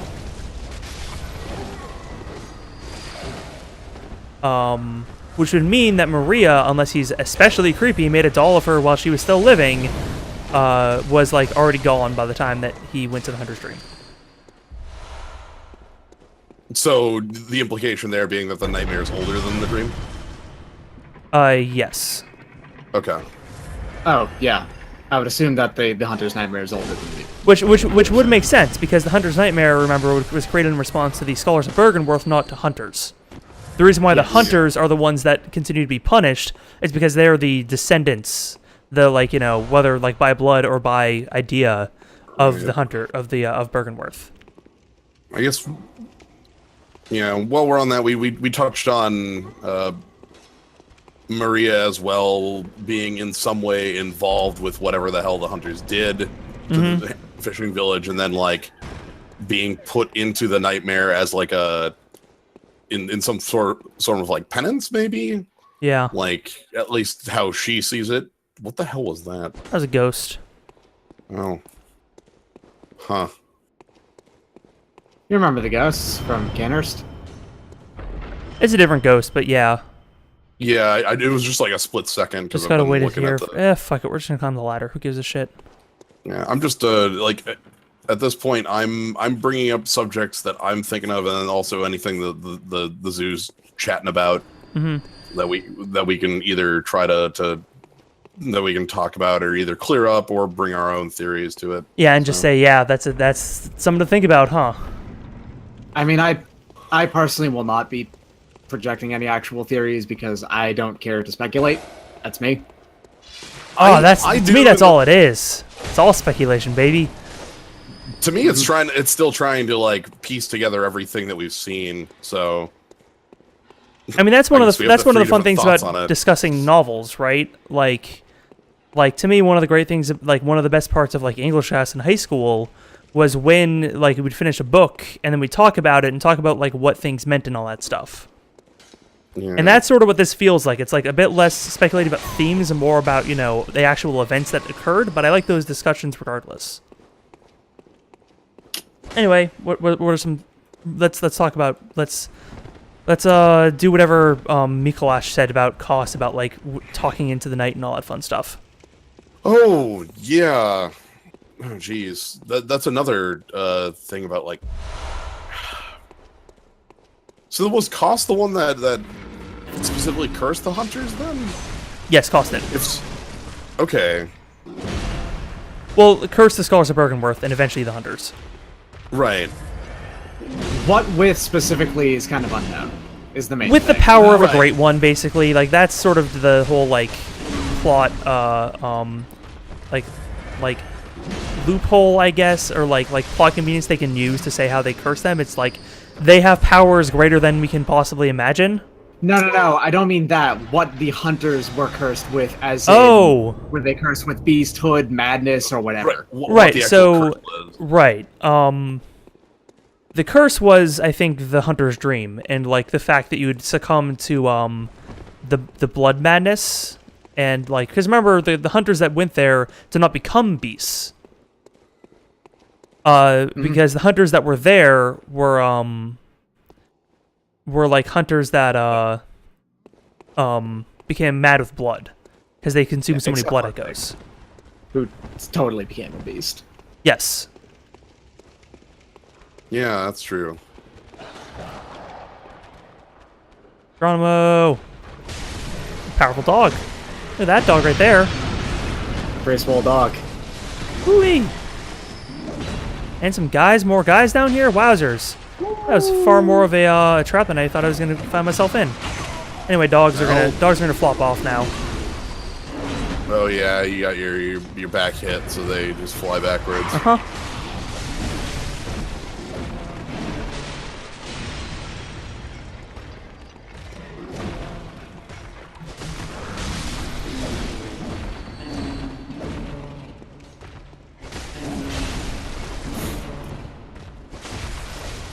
So I guess I'm just putting together the base timeline of events. It all starts with finding. It all starts with where we are. Right, in these chalices. Mm-hmm. Specifically this one. Yes. Right, this is the first chalice. Or the deepest chalice, if that's another way to think about it.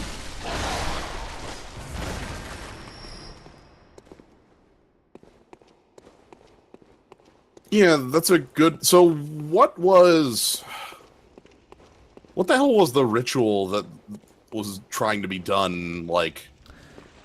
So the Mensis ritual in Yargul, the Unseen Village?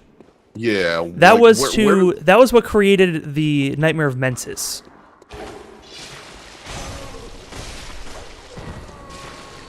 Okay, so they figured out how to create a nightmare either for like becoming closer to a great one or just the good old eternal life sort of. Right. So they wanted to commune with Marigot specifically. So to do so, they crafted a ritual which ended up working kind of. So everybody except Mikolash got pulled into the nightmare and then mushed together into the brain of Mensis. Yep, and that's why we find all their mummies all over Yargul, because they all died in the real world as their brains got sucked into this thing. So where do you physically go when you pop into a nightmare? I think the terms physically go mean nothing. Okay. Physically It's the go means actual you secret. physically go to the nightmare. I think specifically that the idea is completely meaningless in the context of the game, though. Well, Okay. sure, It is but both the same. It is both yes and also no at the same time. right. Well, I asked my because we point is saw- that like the idea is that nightmares are not like a dream in the sense of like you fell asleep and now your brain is active in that. It's like no, you physically went to that dimension where that nightmare is. But sometimes you didn't. Like with we saw Mikolash's body in the real world. That was what we touched in order to go into the Nightmare of Mensis. Right. We saw in order to learn about Lawrence. Well, at I least think? for the hunter. That's what happens. Right. I guess I'm the hunter. That's a gameplay mechanic. Whatever. I'm not questioning that. But like in the real in Yarnum, I guess what I'm saying as the real world, which even that might be another level of Yarnum is abstraction. Yarnum. Is it? Yes. Is it? I don't think you can actually say that definitively. Like I can is say the it definitively enough. Is the Yarnum we come to- Yarnum that you see, or is actually the one that you wake up at the very end the actual Yarnum? Right. I was gonna say, are those two the same? That was think they actually are. that was the question I was gonna bring up. But there's no way to actually say that for certain. Sure, but I believe that Yarnum is in fact a Yarnum. Okay. There's not a trick going on there where it's like it was a dream the whole time. Although the fun thing is this is a very rare instance where I like the plot could be it was a dream the whole time, and I'd say yeah, that sounds fine. I mean, the secret about this Okay, game it's a is hunter. that it was a dream the whole time doesn't make it any less real, is the actual Right. part about this game. Right. But, okay, so for the purposes of discussion, I'm going to use the term "the real world" to mean Shit. Yarnum and its area around it and all that jazz. So, anyway, nice, big old hammer. But in Yarnum at the cathedral, we touched that was Lawrence, right? Lawrence's skull. Mm-hmm. Lawrence was the one who turned into the beast, right? Yes. Or was that Ludwig? No, that wasn't Ludwig. Ludwig's the one we. Okay, never mind. So we saw Lawrence's skull in Yarnum, but we also picked up Lawrence's skull in. Oh, that's right. We wake back up here because hey, look, she's up. Remember that she's not always like that. She was down. Yeah. So in the Hunter's Nightmare, we also find Lawrence's skull, the exact same item that we touched in order to like see that one cutscene of Fear the Old Blood. Mm-hmm. So, like, certain things exist in both reality and in the nightmare, and heck, the doll is a proof of that too. Yeah. We see two dolls. That might be the most obvious one. So, like, an object or person or like that exists in one can also exist in the other. Yeah, Yes. that's just how it is. So Okay, it's like with the doll, that's like a physical copy of that's a thing that existed in the real world that is now here. I mean, there's also Mikolash, who is dead in Yarnum, Right. but is alive in the Nightmare. For Who instance. presumably went brain dead when that happened. Mhm. And remember, it happened so long ago that he was a mummy. Like when he says, "I'm waking up and I'll forget everything," like he is that body to wake up too. Well, is he gonna wake up the same way we did in the ending where we die? Like, That's a also possible. possibility. like, is he just gonna wake up in another body in the actual world? Oh hell yeah! That Because, guy just used a rope Molotov. You see that? Ooh, the back, yeah. Hey, look at that shit! Come on, man, fight me. Right. I'm going with saying Yarnum as the real world, both for convenience in speaking and also because like So the reason why I think that Yarnum itself is like an actual location is that all of the nightmares that we visit are very impressionistic, right? Like, they're not full places. They're not, like, they don't have, like, a ton of detail. It's usually very warped. There's a lot of weird shit there, like blood, like headstones splitting into blood and all that stuff. Whereas Yarnum is a very concrete place that has locations that connect to each other. True. We don't surrounded by an endless lake. Yes. Well, at least on one side. Who knows? Yeah, Yarnum may be an island. Yeah, I was gonna say the whole like going to Canehurst is a bit of a. Canehurst is very strange, but Canehurst also has some weird shit going on regardless. So we're gonna go ahead and run through here because people are gonna throw shit at us, and this is gonna all blow up. Because like when we went to Canehurst, we took a carriage that came from nowhere over the sea, and was driven by nobody. Like yeah, who knows? Canehurst may have been a nightmare. Although even Canehurst like had like relative location to it. Also, there were no flowers in Canehurst, which is another signifier of a nightmare or of the presence of great ones.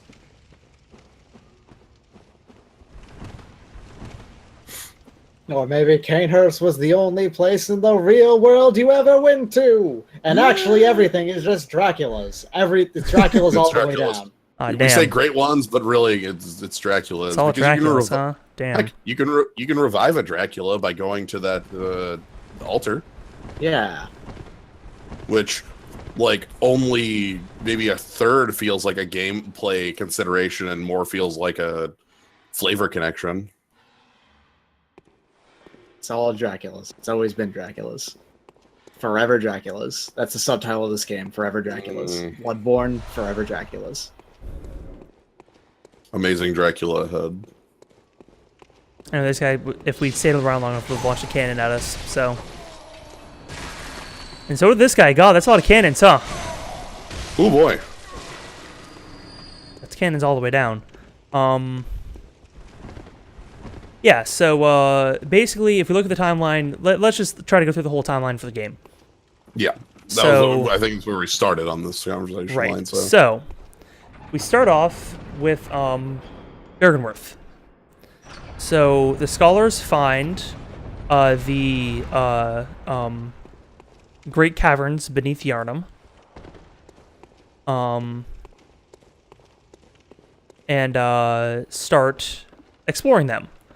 And in the process of exploring them, find the existence of great ones. It actually starts before this, but we will get to the before that after all of this wraps. So Byrgenwerth discovers this stuff. Master Willem runs the whole thing. They learn shit. They go over stuff. Master Willem says, "Hey, all that blood stuff, don't use it. It's probably bad news." And then that goes on for a while. Is that just enough? Is that actually just a nothing? Well, to quick interrupt, I think there's a difference between a story that is written to be open-ended and like written as like there are.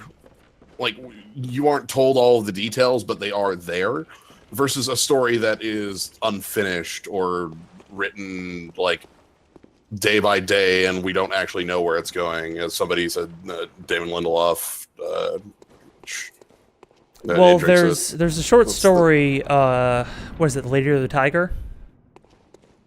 It might be The Man of the Tiger or something like that, but whatever the case. There's a short story that's about a person that has to choose between their lover, or a tiger. Like, basically, behind one curtain is, like, the person they love. Behind another curtain is a tiger that will eat the person they love. And they have to choose between, like, violence or the person they love or something like that. I forget the details. The point is that the author never writes which is chosen. Right, you get the story ends on like the curtain being pulled back, and that's the end. Or it may end with an indecision. The point is, yes, Oh, that person's getting up. Nice. Oh, The answer this is tiger person. every time. Just so you know. I mean, maybe it could be. That's one interpretation of it. Tiger every time. I thought you said you weren't going to speculate. yeah. Well, I'm not speculating. I just Stating facts. If I was put in that situation, it'd be tiger every time. Not even a second's hesitation. It's like, oh, should I open this one or that one? One of them has a tiger. Well, I'm gonna be looking for the tiger, obviously. Yeah, so I think of Souls games, especially Bloodborne, in the same sense that I think of the Lady or the Tiger. It's just that the whole story's like that, not just the end. And like, you know, Miyazaki has stated that the reason why he writes the games like this is because he really loves, like, the idea of not being able, of like not just being able to say that there's an answer. Well, the main reason why he does it is because he's specifically trying to capture the feel of when he was reading fantasy books back in like middle to high school, and he didn't actually understand most of the English that he was reading. Oh, sure, yeah. So he filled in the blanks with his own interpretations of things or whatnot. Right. And so that's why And all he this was stuff capturing is. that feel. That's why this is also hazy. like we're looking at a complete story, but some of the, like, you know, you page through and sometimes a page is just like redacted or just like maybe like a name was crossed out and like we don't know what's there. But in like that's different than a story that is written and is unfinished. Like, it doesn't really have a direction. This definitely has a direction. So All right, those I'm are going to go two ahead different and go to the things. Extra Life wiki and take a look at the chronology just so that I don't miss anything. I'm probably not going to read it, you know, word for word, but at least to get the, Yeah. So Bergenworth finds the first great one in the chalice. We have the schism with basically we have the schism of like blood versus like blood healing of the church versus like the insight or like whatever, like where you would place the other half there. I don't know how you like, but that's definitely a schism, is like blood versus not blood, because like when Lawrence is talking to Willem, it's like, look, well, it turns out like everybody but Willem ends up fucking using the blood for their shit. Right. In differing ways. But Willem is just like, hey, like, shit's bad news. Like, you need to respect that shit. Like, yeah, come on. Fear the old blood. And that's what to be very specific, that's what they discover in the old labyrinth is the old blood. And the old blood ain't blood that just exists for a long time. It is like blood of the Great Ones, specifically. So yeah, Lawrence, Gehrman, and Mikolash leave Bergenworth on their own paths. Healing Church is found by Master Lawrence, start of the Beastly Scourge. Hunter's Workshop is created. Gehrman is the first hunter and main lead. Control the beast that arose as a side effect of the blood administration procedures.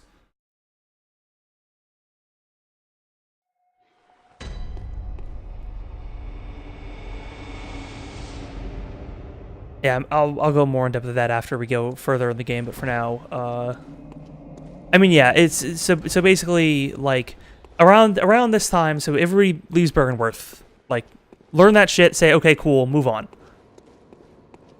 So then we have Willem, oh, that's right, this is a unique boss.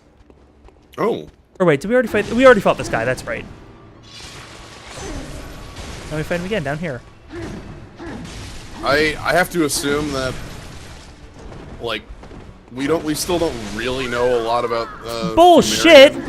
Wow, that was through the wall. What? Bullshit. Perfect safety. I will get you in perfect safety. Nice stuff. Yeah, Willem's all about that insight.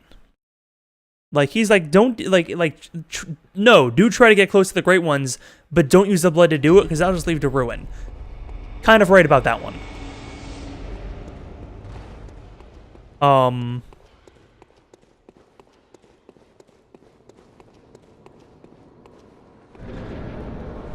Alright, anyway, let's respect this guy a little bit more this time. Nice, congrats on Fiesta. Yeah, like, so originally when we were talking about it and like we had the sliding scale of like beasthood versus insight, and really like it's more of like beasthood is just a side effect of blood. Right. So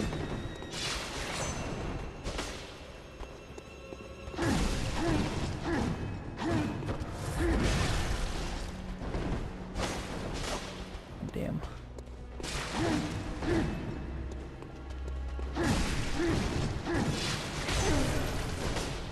God, he's so fucking dodgy.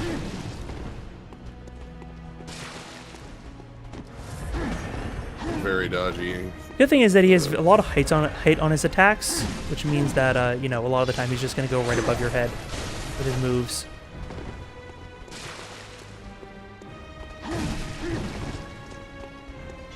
What did I tell you? It's all Dracula's all the way down. I was right from the very start, wasn't I? Look at this guy. This guy pretty much is a Dracula, ain't he?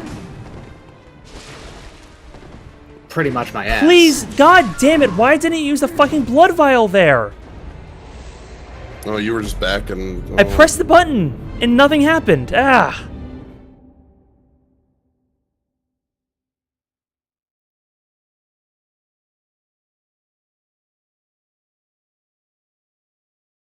Yeah, well, lots of people, look, most of Bloodborne's almost entirely tragedy. Like, I don't know if there's a happy outcome in the game outside the people that you get to stay in the cathedral, and at the very least are still alive. Let me think on... I mean, that's like literally every Soul game ever. Yes. But I mean, in every other Soul games, it's the end of the world, right? Like, this ain't the end of the world. This is just a night. A very long night. Who knows if it's actually, like chronologically 12 or so hours? Right, like, it seems that there's more going on than just that because of how the moon changes. Like, it's called the Night of the Hunt, but I mean, as far as we can tell, it's been a hunt for quite a while. Yeah. So, we were talking about the endings, and I don't think I ever actually got to talking about the third one, because we were, like, the first ending is, like, you accept that your contract's up. The second ending is you go, nah, I want to keep doing this, and you beat up Gehrman and take Gehrman's job, effectively, being, like, running the dream and helping out hunters who come to the dream. The third one, though, you become the Great One, a slug? Yes, baby Great One. So, like, now you're the true the nightmare, like, the host of the nightmare? If you want to be. Like, I assume so, since everybody else who would be involved with it is dead, and you were still in the nightmare at the end. Well, right. Presumably you can do whatever you want at that point, though, is what I mean. Because you're a slug. Because you're a Great One now, which means that, like, you're not tied to do anything. You can do whatever you want. Right. So the way I've been sort of internalizing Great Ones is, like, basically as, like, four-dimensional being. Like, yeah. Like, would be the easiest way to explain it. Like, they are, like, you said a higher existence, but, like, specifically, like, they... Yeah, like, four-dimensional being is probably the quickest way I can... It's an easy way to think of it. Yeah. I mean, it makes sense, right? Because that would explain why they can sort of come and go from a dimension as they please, anywhere they want. Yeah, and... Yeah.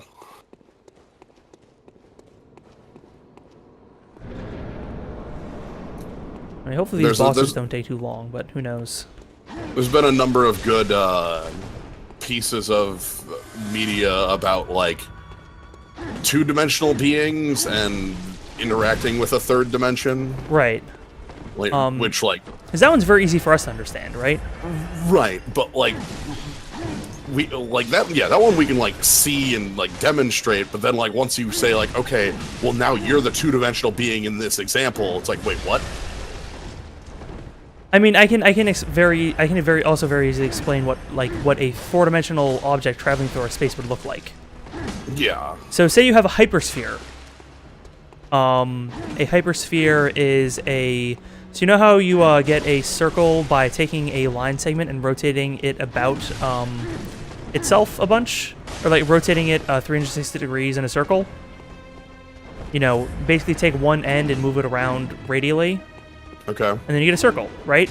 So do the same thing for the sphere in 4-dimensional space. Or sorry, and then to get a sphere from a circle, you take a fuck, I hate this boss. This boss sucks.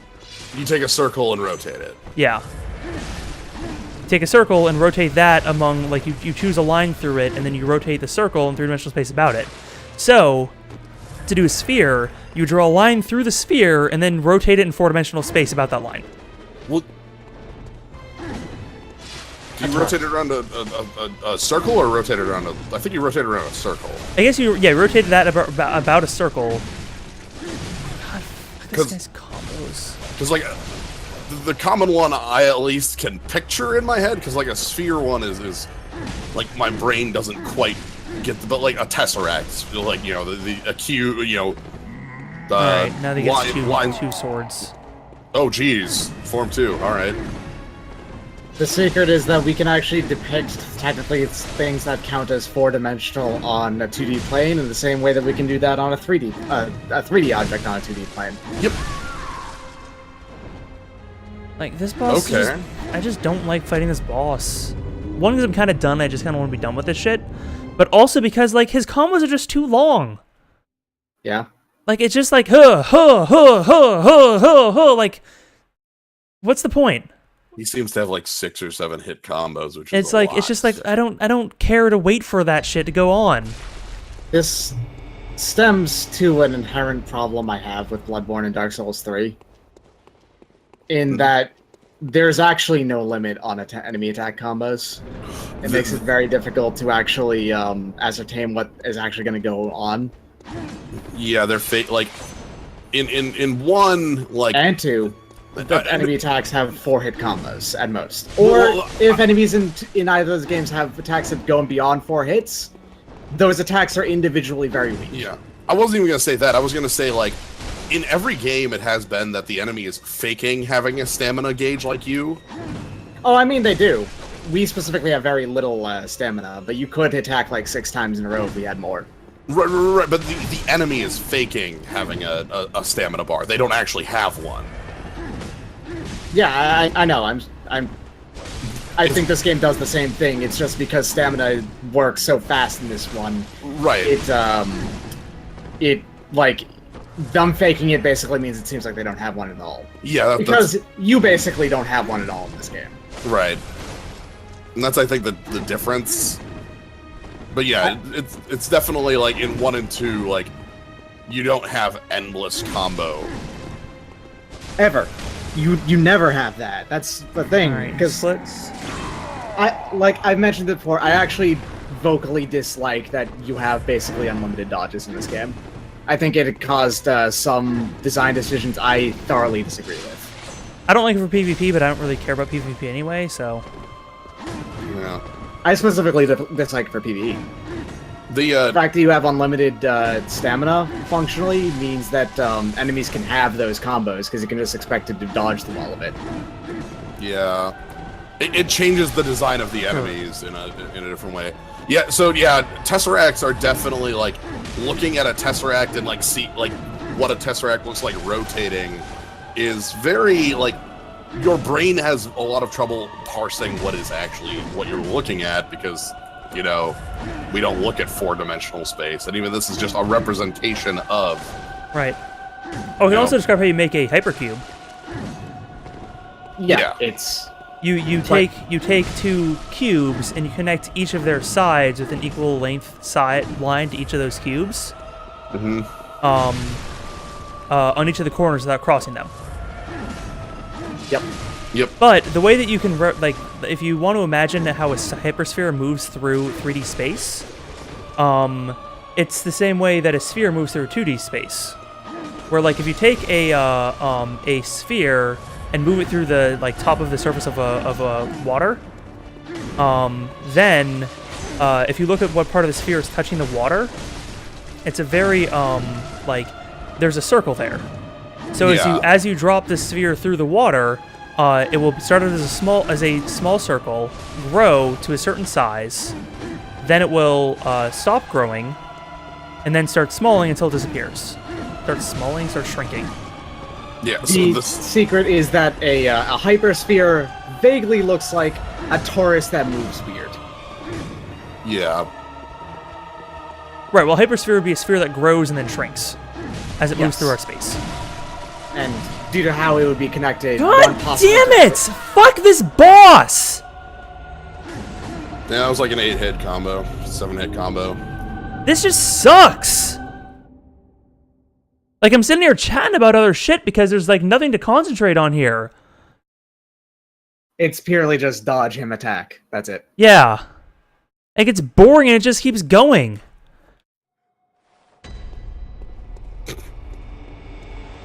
Is this the end of this chalice, or No, this is the end of the first layer. So we have this, we have another hard boss fight, then I guess the final boss fight also might be hard, and I haven't fought it before. So It's not that hard. right.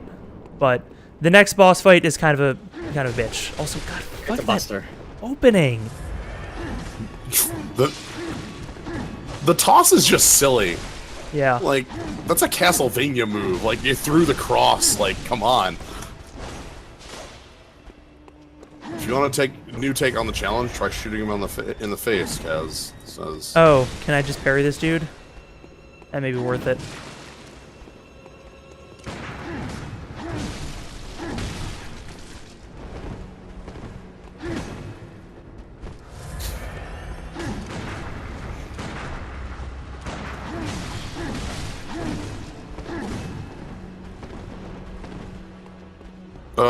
Camera? Okay. Yeah, right? Please make an attack.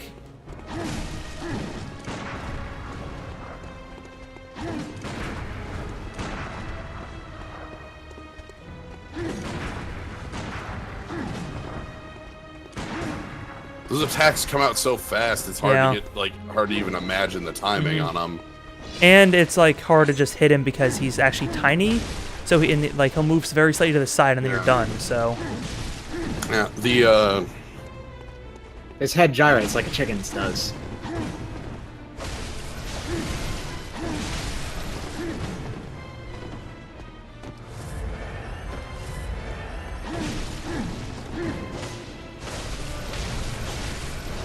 So what's up with the Thumerians? Well, Well, I mean... Is there still more that we're gonna find out Yes. down here? Okay. Actually, there is. Oh, well then. that is why we're doing that's why we're doing Chalice Dungeons at all, basically. Because there's actually plot at the bottom of all of them. Huh.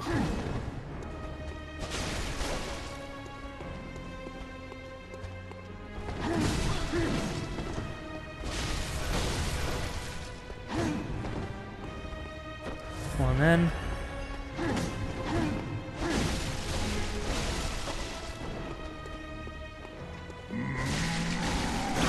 Oh, we got a big hit in there. That was nice. Holy shit. Nice. Wow. But also, he just gets to fucking move like what the fuck is that? Look at that, he did a 3-hit combo and then immediately just charged at me. My favorite part was that he attacked your dead body like 12 times too. Man. Yeah, old Cosmos Carl Sagan stuff is really freaking good. Just as a you know, as a rule.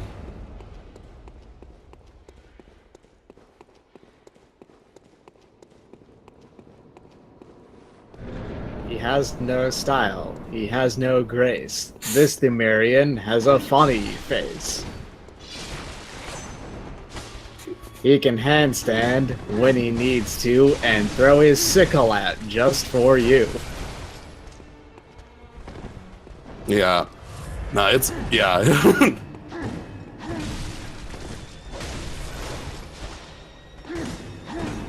Carl Sagan. Tiger Cosmos! Billions and billions of tiger uppercuts echoing through the cosmos. It's just tiger, tiger, tiger. It's just sitting there firing until the end of time.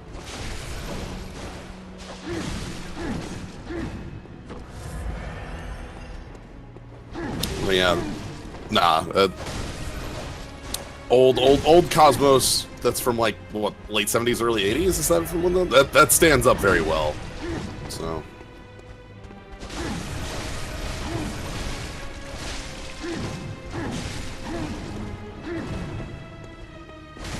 I like how you were just able to attack through that and basically gain everything back.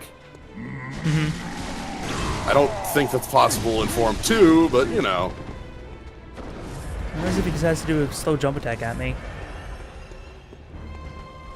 Well, at least I get to heal, is what I mean. Yeah, yeah. Well, if he does it again and you're not at... You might be able to get in some hits. He just gets to throw through the wall because of fucking course he does. What's geometry? I've never even heard of that. So the Thumerians know how to play four-dimensional. All right. Yeah, right?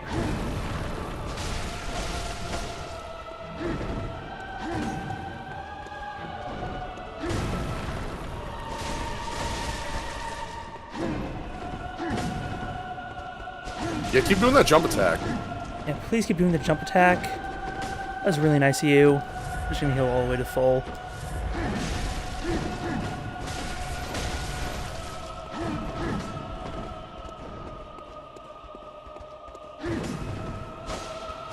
That, like, moved all the way past me, so that's nice. Yeah. Fucking hey, man.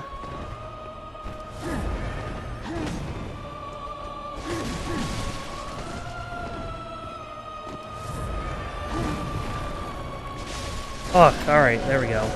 Okay, yeah, I was gonna say that jump attack has to be the end, right? Yeah. Okay. Fuck that guy. Alright, anyway, let's keep going. Anyway, yeah, we had to take a short break from everything to Fight a boss. To fight a boss. Alright, I think for now, I'm just gonna fucking... I'm not gonna go bother with side areas for the rest of this. Yeah, I'm just gonna fucking go for it, because who gives a shit? I don't need those materials. There's nothing for me to get in there that's plot relevant. Echoing back to talking about games that involve three-dimensional beings interacting with four-dimensional ones, why didn't everyone play my favorite bad game, Star Ocean 3, till the end of time? Yeah. Hell yeah. Oh man, Star Ocean 3. Alright, so that's the way through. Such a bad, awful, that's fun, dumbass that's game. Boulder. Oh, Yeah, it's Boulder, alright. nice. It was all the way around, huh? See him with Garage's wheel over there. It looked like that boulder, if like wouldn't have stopped. Right, yeah, I would have kept doing the JoJo crossbow ball. Yeah. Just kept spinning around in circles, yeah, until it becomes the perfect time to fly into my enemy's face. I like that enemy specifically had exactly enough health to survive that boulder hitting him. Yeah, go to 1. Mm-hmm. I didn't actually like that. That is a joke. Let's see. All right, well, there's a guy up there, a bunch of guys up there, actually. Yeah, let's see if we don't have to go down there. I have to fight this guy, but that's fine. They're just gunmen. Oh, loud gun, though. All right, what other things can we touch on? So let's see. So the Healing Church happened, founded by Lawrence, who believed that they could use the blood to become closer to the gods. They founded the Healing Church. I don't say Yharnam was founded at this time. Like Yharnam came after Byrgenwerth. Oh. Like the city was, the reason why there's so many cathedrals in Yharnam is because it was built around the blood ministration. Right. And I guess that's like where the whole culture of Yharnam blood comes from, is that like people came to Yharnam for the blood. Right, we came to Yharnam for the blood even. Right, that's why we came, because we heard that it had that good blood that could heal us. It had the good blood stuff. Yeah, exactly. Give me that good blood.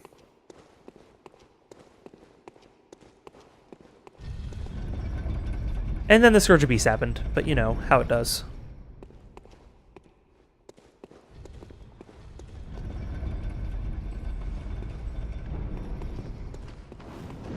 Oh Oh god, 2 of these? That's no good. Ooh. Do you like fireballs? Oh, and a gargoyle? What? Ooh, and a gargoyle. Every fight, and a gargoyle. Kaz was here.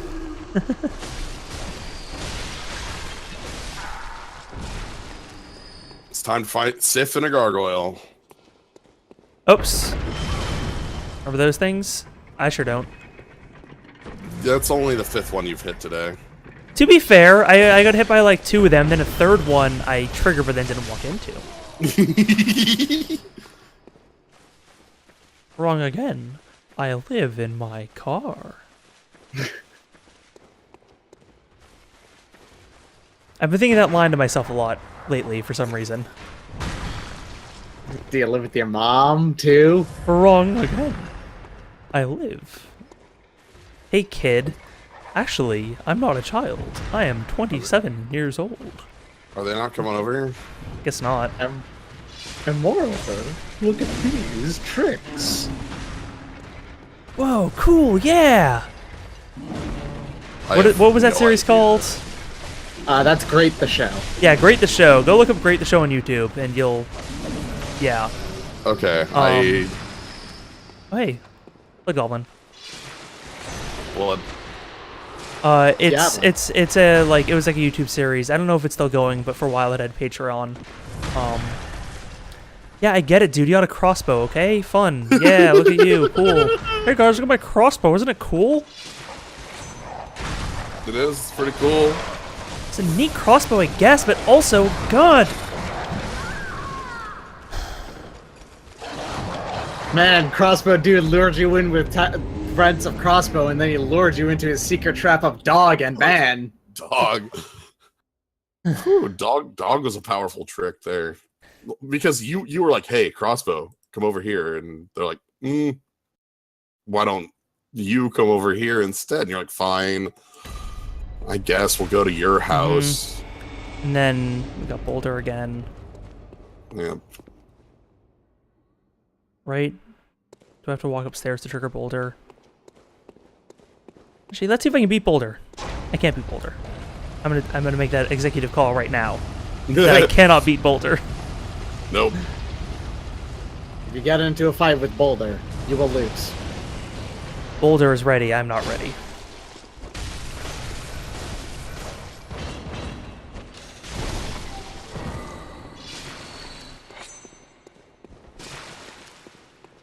Yeah, there's some blood bottles there I missed.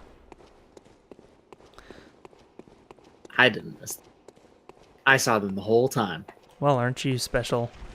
Extremely. Latida. Please, layer your laudations upon me. We're gonna go kill the guy in this corner this time instead.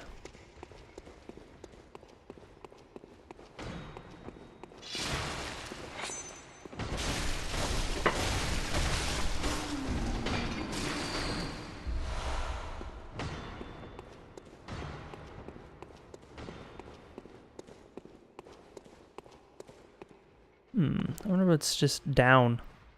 You know? Like what's just down here?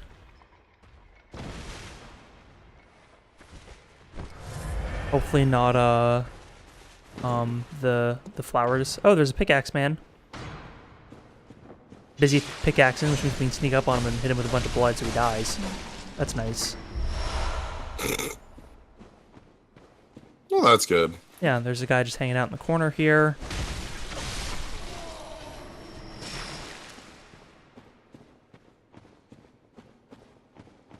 Maybe this way is the way to the switch?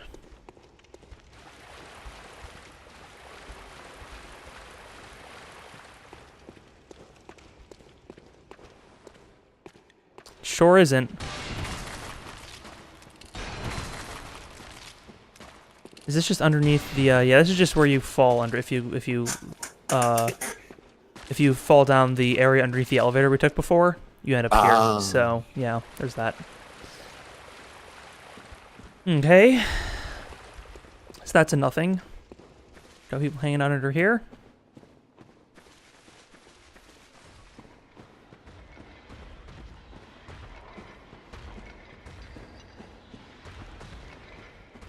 That's a no. I hear something churning and moving somewhere around here. Might just be the guys walking around upstairs. Sounds like a merciless watcher. Yeah. Oh, another pickaxer.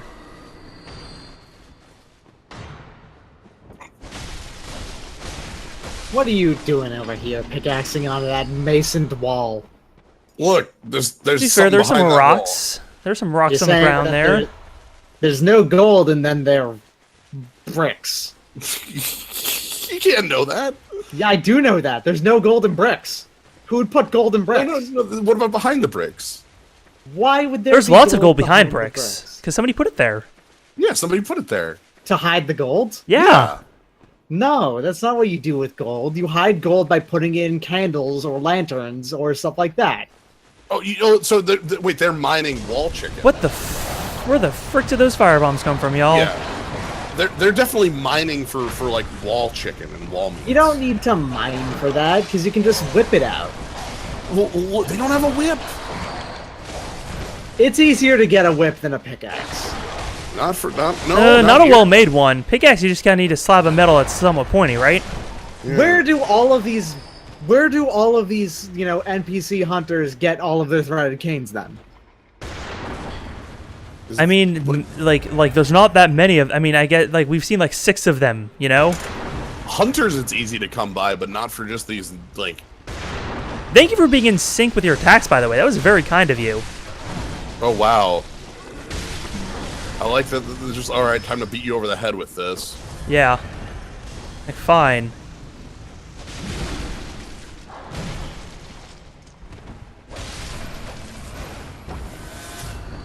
And I guess this is where the firebombs are coming from. Just this guy hanging out. Alright. That's that down. Oh, hey, I guess we didn't go this way, so we should go this way. There's lots of guys in here.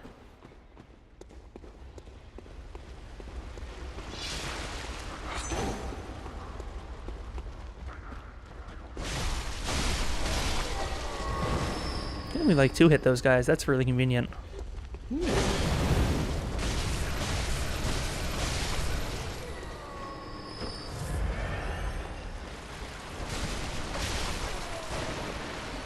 And uh-oh, there's a roly-poly over there. I do not want him to come at me yet. Or I just want him to come at me, because that would rule. But like, give me some of these men and these rats before I have to fight that guy, you know? Nope, he's coming at me. He saw me. I entered the zone. You entered the own zone. Alright, here's what we're going to do. If you're not going to come at me, I have other methods.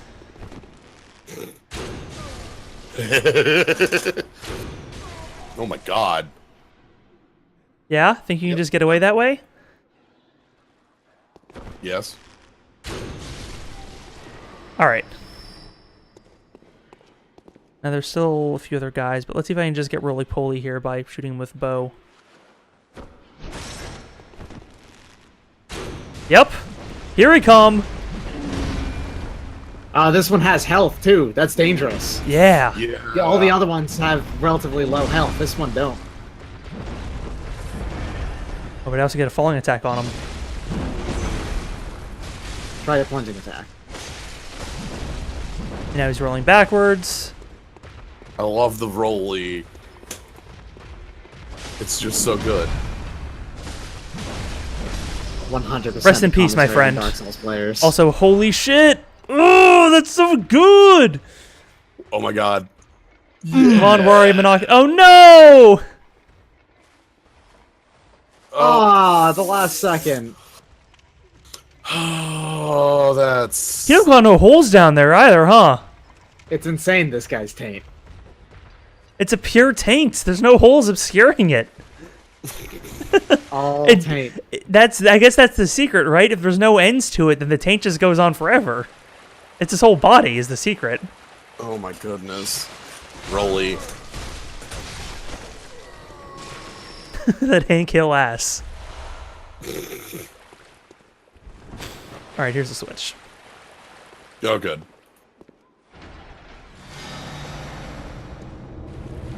Nearly 400,000 blood. I'm probably gonna go get another 3 levels or so out of this. Let's see, how do we get back? Oh, there's still this guy here. That's right, huh? Alright. Hi.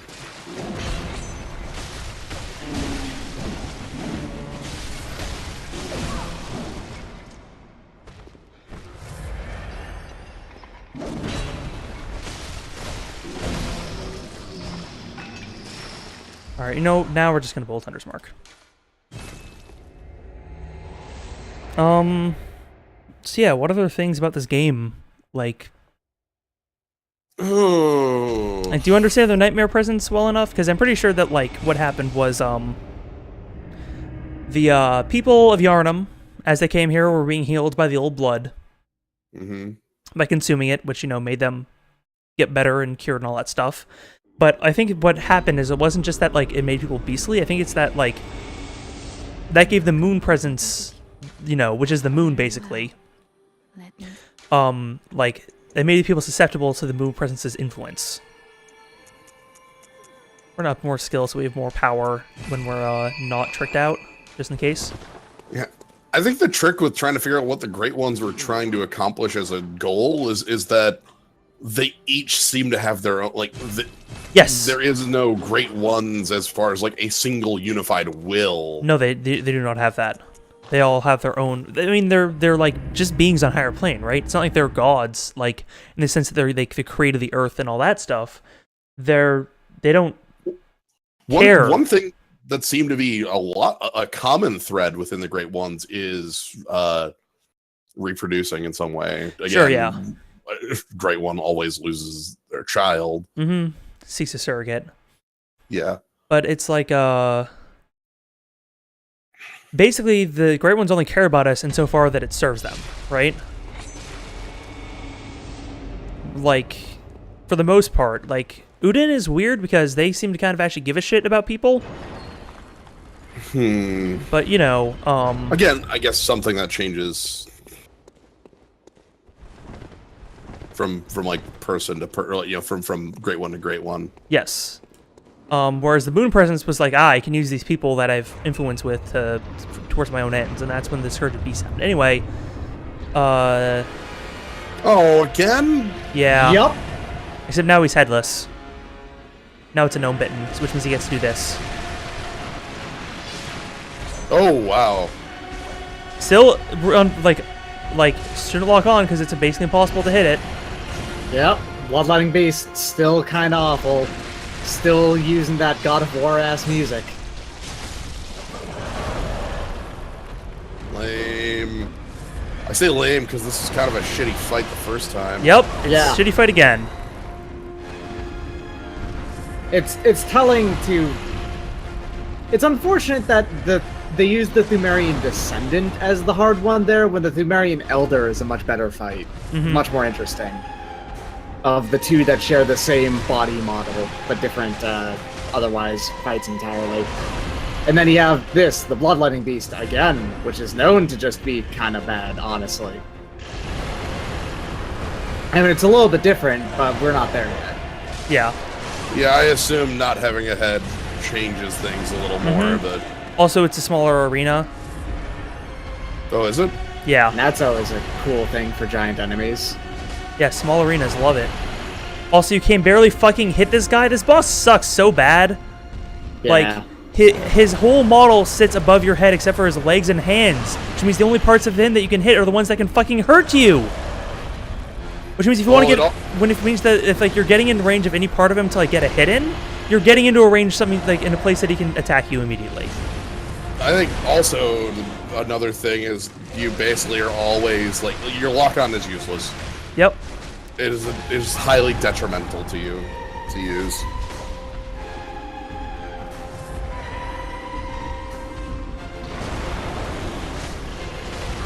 I see that, like, what even fucking hit me there, right? Like...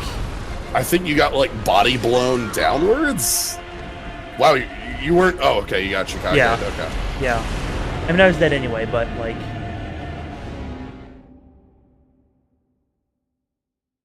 I don't know. Let's just go to a wiki and see what the fuck it says as, like, as a recommendation against this boss. Because, man, I just want to be done with this shit. Maybe the answer to this one, once again, is just bowblade it. That's gonna be harder. The problem is that it moves really fast. Yeah, that too. is true. This isn't a slow boss, and also it had a lot of goddamn health. Oh my god, does it ever? Yeah. See, I'm resting my controller on my leg, and because of the triggers on this thing, I just attack. You were just, I was just saying, you were just doing things.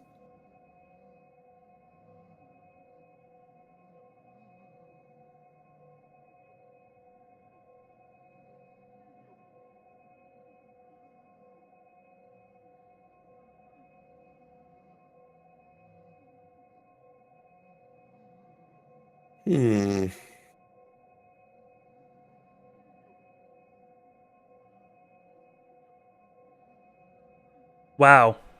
You know what the guide I saw that was just like baiting it? You wait for it to make attacks, and then you attack after recognizing where those attacks are. Bold strategy. Hold on. So, I'm sorry. You know what? That's accurate. That's that is accurate. That will be very helpful if you follow this technique. Yeah, definitely.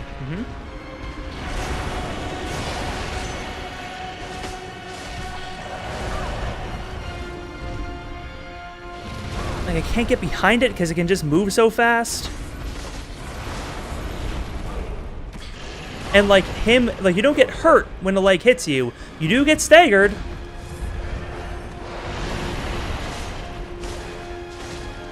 Like, you hear a very small sound effect and, like, Jesus.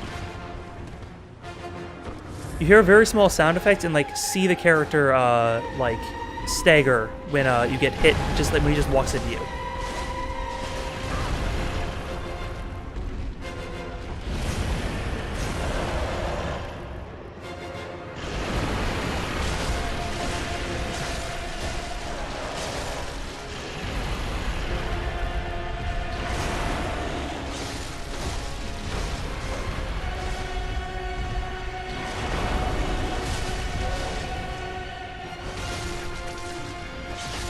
Yeah, the kung fu deal damage.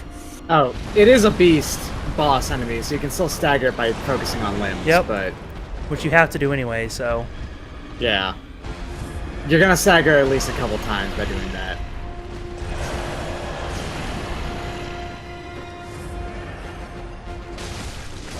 And good luck actually hitting the arms at all, right? Yeah, right? Right. Uh-huh.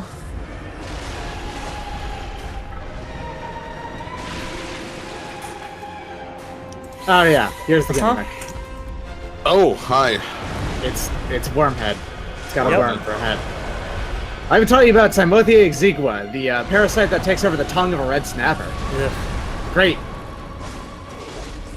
That's It always, that's latches a horrifying picture because, like, the picture they use on Wikipedia, like, the worm has, like, the fish is one of those fish that has, like, people teeth. Oh, yeah. Yeah. So like you look at the thing and it looks like a person mouth on a fish with a bug for a tongue. Like, God, I don't get an opening here!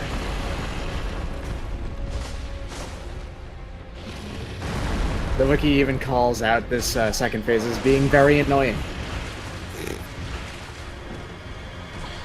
Right, but if you just play correctly and don't play it wrong, it's easy, obviously. Well, to be fair, it didn't say it was easy, it said that was the strategy. Right. Which is like, Right. thank you? Right. Like, I get, yeah, I agree. That's the strategy, but like, that's not anything new here, right? Like, I've talked about this before, but it sticks with me. Back at my oldest, like, card shop, there was this book that was like how to play Magic the Gathering like a pro. Like, it was to teach you how to play Magic, like the pros do. And, you know, we trying to figure out how to really play. We're like, oh, this will be useful. We opened up the book, and right at the beginning, the first thing it says is, Rule 1, play good cards. And it's like, Yep. oh, that's what we were missing. We were playing the bad ones instead of the good cards. We should have been playing the good cards instead. Like, I love that kind of advice. Have you tried not sucking? Yeah. Not you, Kavanaugh. You're actually doing excellent. Yeah. Yeah. Okay, there we go. Nice. There we go.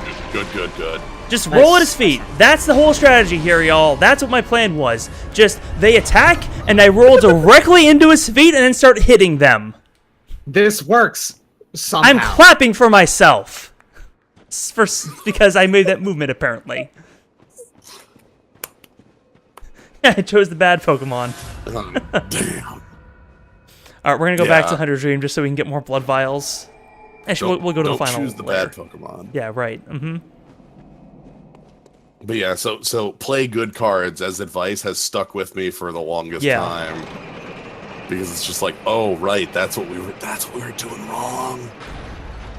Step 1, net deck. Ruthlessly. Right. Well, this was a magazine from 1997 we were reading.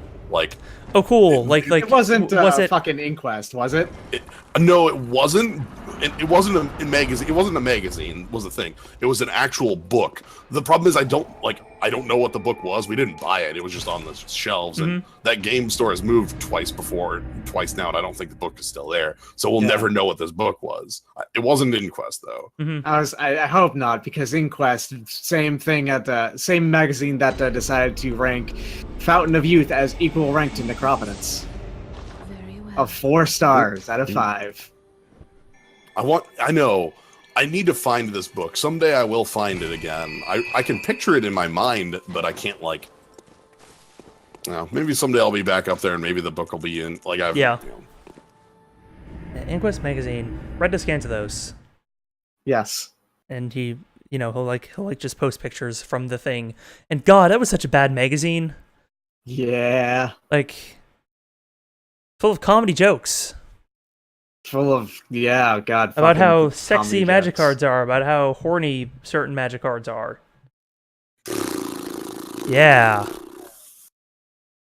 The only It one was of like- those I need is Enthralling Victor. It was like- That's the horny magic card. Oh, yeah. God, Even Victor. the goblins enthralled. Mm-hmm.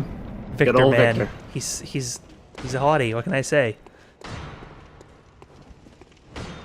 Everybody is enthralled. What the hell is this? Oh, pickaxe. Yeah. Okay, see, I understand pickaxing here.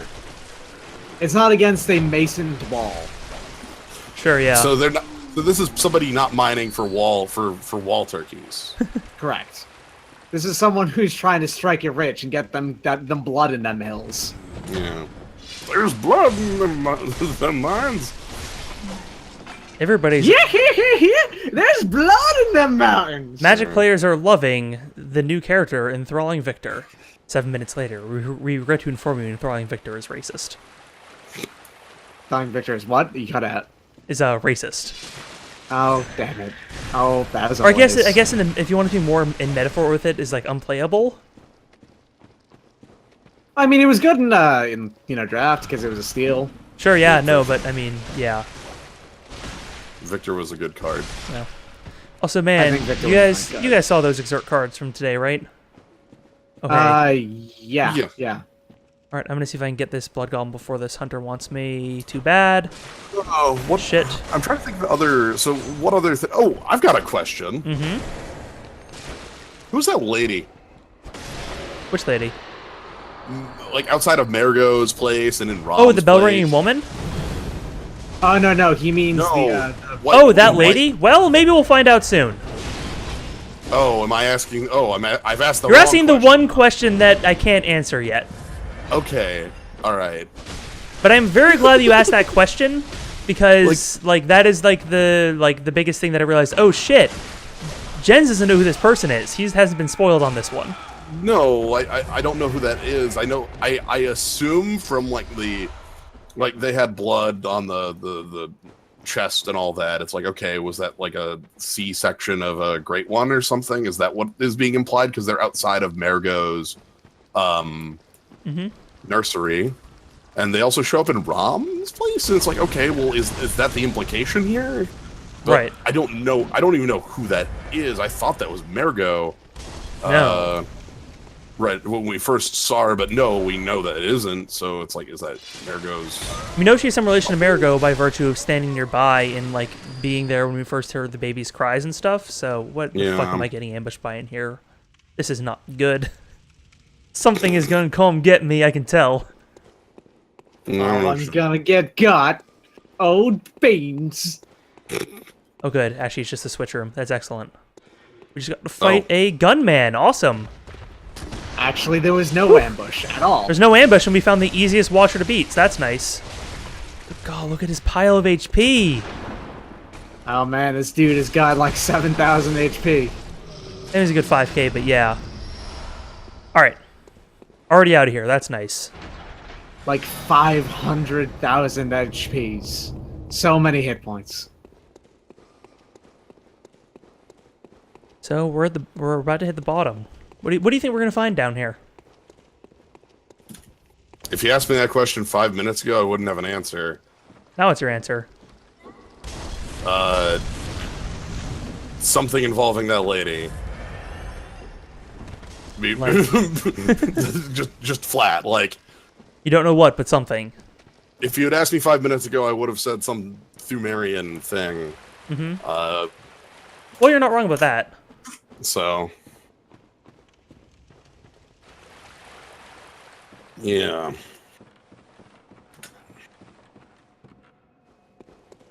Alright, and then there's the door, which means we're almost out of here. Almost done.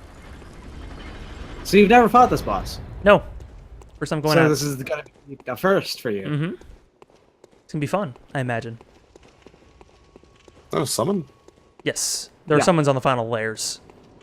Yeah. Alright, let's open the doors. Who is it? Who we fighting here? Is it just her? It's just her. The Armin Thumerian Queen. Oh. Uh-huh. The Marion Queen. So guess what? You were right on both accounts. Yep.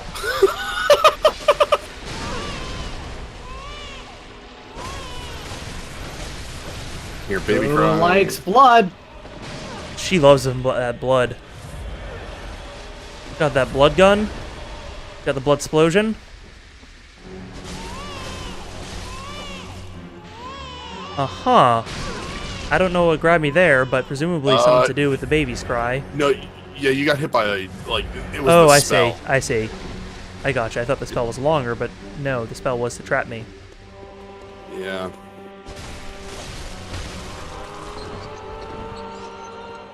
Sumerians. So she just broke the things in her arms, and now she can actually attack us. She's got swords. Ooh. You know, she's like actually mobile here. Mm-hmm. Whoa. They got spells! Yeah. Blood spear. Spikes. It's one we haven't gotten to use yet. Oh. You hit by the spell, but luckily she teleported? Well, looks like she teleported multiple places. That's cool. Okay. Whoop. Okay. Okay. What? Okay. Uh-huh. Oh, gravity. Welcome to space. Also, there's multiple of her. Yep, that's cool. Suppose, like, we saw Murder doing that, so that makes some sense, right? Let's try to figure out... Yeah. I think this one's the Murder's fake my one. parents. Yeah, so we're going to try to go after this one to try to get rid of the copy, I guess. Yes, okay, good. Just be careful because her blood will cause rapid poisoning. No. Is this going to cause her to form into two? Yeah, I think this is just a blood copy. Please get, like, a little bit closer, just a little bit closer. You just, you know, hang out here real close, like a little bit for a second, just one bit. I just want to get you right up close. There you are. Quit Yeah. melting into blood like that, come on. We definitely Oh. end up... Well, that was the real one. shorthanded, Uh-oh, that's the third. Oh, 3 of them. Oh. Yeah, we end up shorthanding Marigo's wet nurse to Marigo because saying Marigo's wet nurse every Yeah. single time with that boss gets annoying. Also, the whole point of that fight is to get to Marigo, so wowzers. I think we got Oh, hit by a boy. spell as well there, Oh, so you got completely owned. yeah. Thumerian Queen. Again, I still don't really know who the hell the Thumerians are. Well, they were the people that originally found this place. Hell, they could even very well have been the, like, the creators of the Chalice Dungeon that lived down here. Mm-hmm. And remember, their hosts. we saw an item that mentioned how Thumerians were like guardians of the Great Ones down here, right? Mm-hmm. So yeah, that's what they're doing down here, is they're like guarding this place. So they knew about the Great Ones before Bergenworth? Yes. Also, I'm going to point out a very, very subtle thing real quick. Mm-hmm. You know the enemy's called the Shadows of Yharnam? They appear near this Yeah. a lot. Oh, Yeah, it's not the shadows of the place Yharnam. They're the shadows of Yharnam. Yeah, because you run into the three of them right before Mergo, or the fight. You run into the first three, too, are also right before Bergenworth. Yes. Where the first time you see her. Okay. Wow, you are just putting her I got some good here. good hits in there. That was good. Who's gonna appear near me? All right, you're one. Let me see if I can just get a hit on you. No, I can't because I got hit by spells.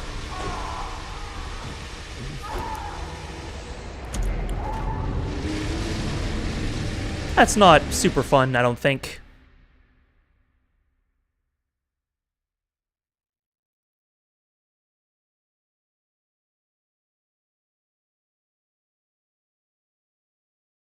Yeah, so, Yharnam, the place, is named after Yharnam, the queen.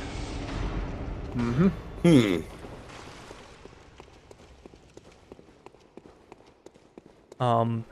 So the people that came here to explore and found Bergenworth, when they founded the city of Yharnam, they named it after the queen that, you know, sort of, like, first made contact with the Great Ones. Also consumed a shitload of blood, like, holy crap. Yeah, This she's is blood for perhaps days. too much blood. Blood for days. Yharnamites thought that it couldn't be done, but she found out. Too much blood? Yeah, this is it. This is too much blood. Mmm. So have you figured out what causes the rooting on you yet? No. I guess it's the baby crying? It is consistent. Yep.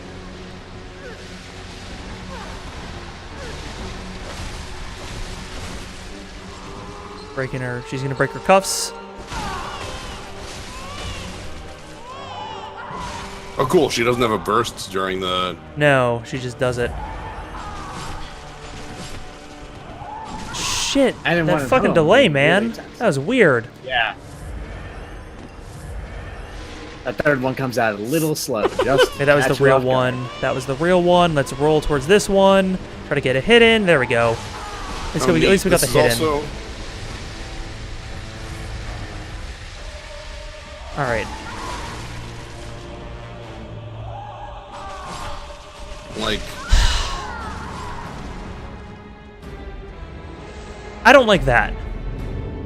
I don't like how subtle it is. So like she like moves to put her hand on the dagger, then stops there before pressing it in. Mm-hmm. So like you see the movement. Ah, she's moving her hand there, which means it's time to move now. But then no. She's not actually attacking you yet. She's just putting her hand there, and then she attacks you. That I don't think is great.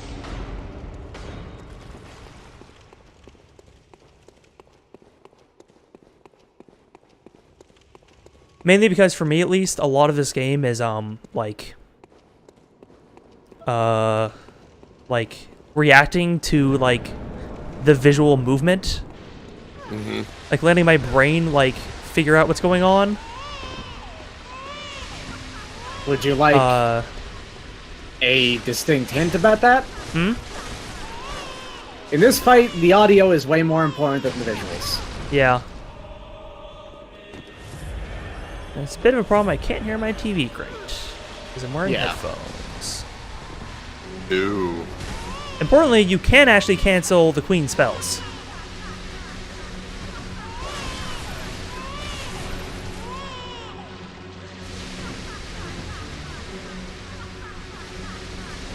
So if you figured it out, viewers, when the Groot happens. Yeah, there's a very specific timing to it now. Yeah, if you're connecting the baby crying to it, it's at the end of the second cry of the 3. Yep.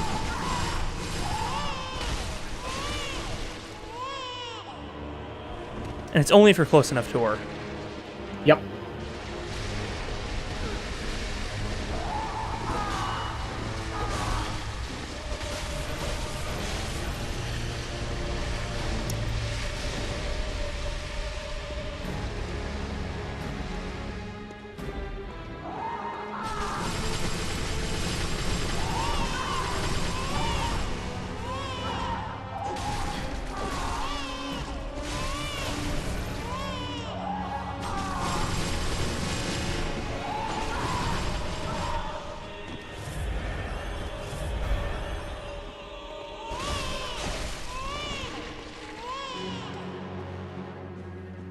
So the Thumerians also don't seem affected by like beasthood. Yep. No. Not at all. Anyway. Nope. Which I guess lends some credence to that being like the curse. But because she's definitely got blood going on. Oh boy. There's one of them. Let me get a hit in. All right, good. Oh, just so you're aware, since it's a single hit, a gunshot also takes them Oh, out. good point. Yeah. Well, the problem is I have to untrick the Chicago. You have to untrick the Chicago. Yeah, which is easy enough, but you know. Yeah. there's a real She's concern. entered phase 3. Yeah, look at that. Look at that blood sword, huh? Oh, blood sword. Gone from a kind of like a crooked dagger to full-on blood sword territory. Yep. Okay. There was the lift. Yeah, the tractor beam. Uh-oh. What's up? Okay, that's fine. She's just doing a thing. That's not great. I don't like being this far away from all of them. Tails' magic staple, tractor beam. Aye. Uh-oh, she's the real one. She's the real deal. That's bad.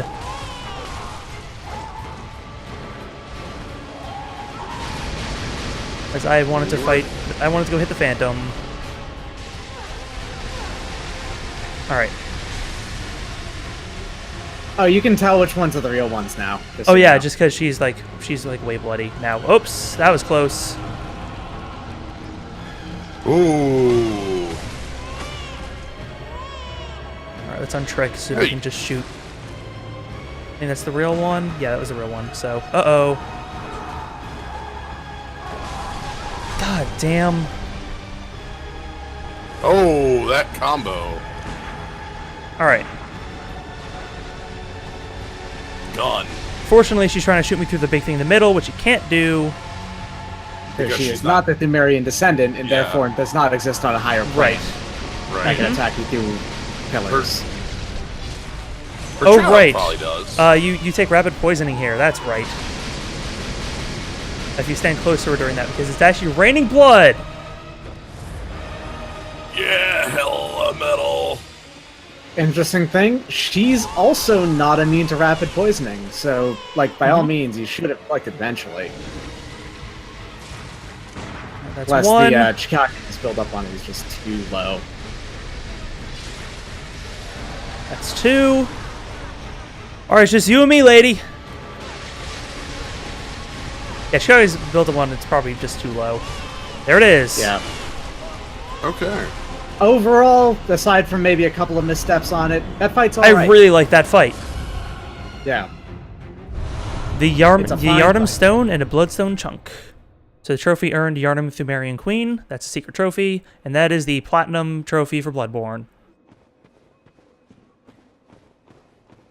You made it. Yep, that's it. That's Bloodborne. So do you want to know what your reward is for fighting that boss? Let's go ahead and read that thing. Yeah, I was gonna check out what that is.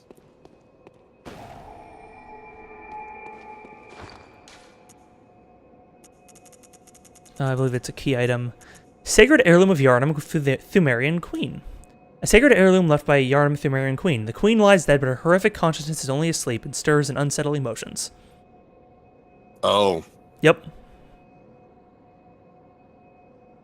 That's your reward. Doesn't do anything. Items that are secretly just dead babies. Number 3. 3 for 3. Bloodborne's got you covered. Yep. I mean, it's like a real thing, this one. We're like... Yes, it's called a lithopedion. Yeah. It's, a calcified fetus. Yep. Well. Yeah, that's that. Alright. I must Any other things from So, the yeah, zoo that we should touch on before... So let me just say, like, what the story behind Queen Yharnam. Uh-huh. She is... so the Thumerians were the people that first came here, right? Let me just... Right, like before Bergenworth. Right? Yeah, long before Bergenworth. Yeah, is she like immortal in some way then? Because like the chalices aren't nightmares. Like, is she? Yes. She is like the queen of the Bile Bloods. Okay.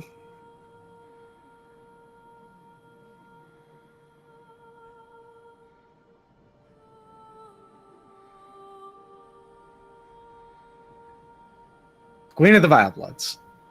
Yeah. One second. I'm like digging up her info.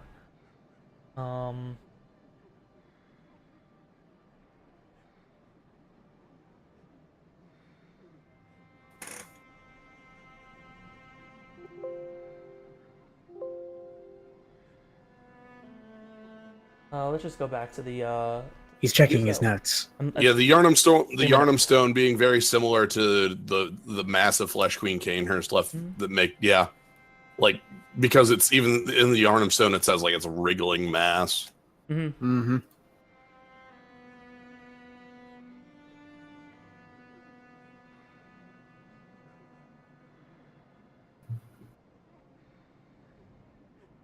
Yeah, Thumerian was What an the ancient Yharnam Stone civilization does. ruled by Queen Yharnam. Was populated by Thumerians, an ancient race of people. Truly understanding the truth of the Great Ones, gained supernatural powers as a result. Queen Yharnam was a medium for the Great Ones, ascended by saying the choir discovered a medium, though she's the only likely candidate. Eventually, Thumerians retreated into a deep labyrinth, with their holy chalices being the only remnants of their ancient rituals to break the seals. Some chalices led to other lands, and the Ice Chalice was particularly used for holy communications with the Great Ones. So basically, Queen Yharnam was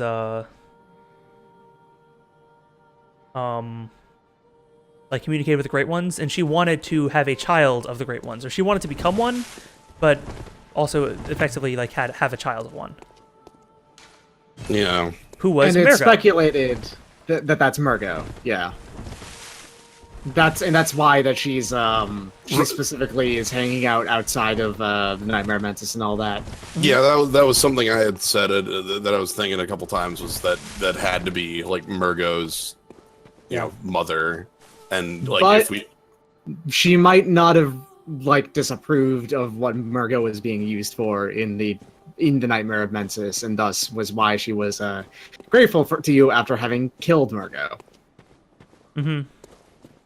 well, we know like you know Mergo was basically being like sort of used by the School of Mensis as like trying to be communed with, and it's like, dude, that's just a small child. Oh yeah, my so dude. I guess another important thing about this whole ordeal is I guess the moon is into the sky right now, or it's somewhere we can't see it.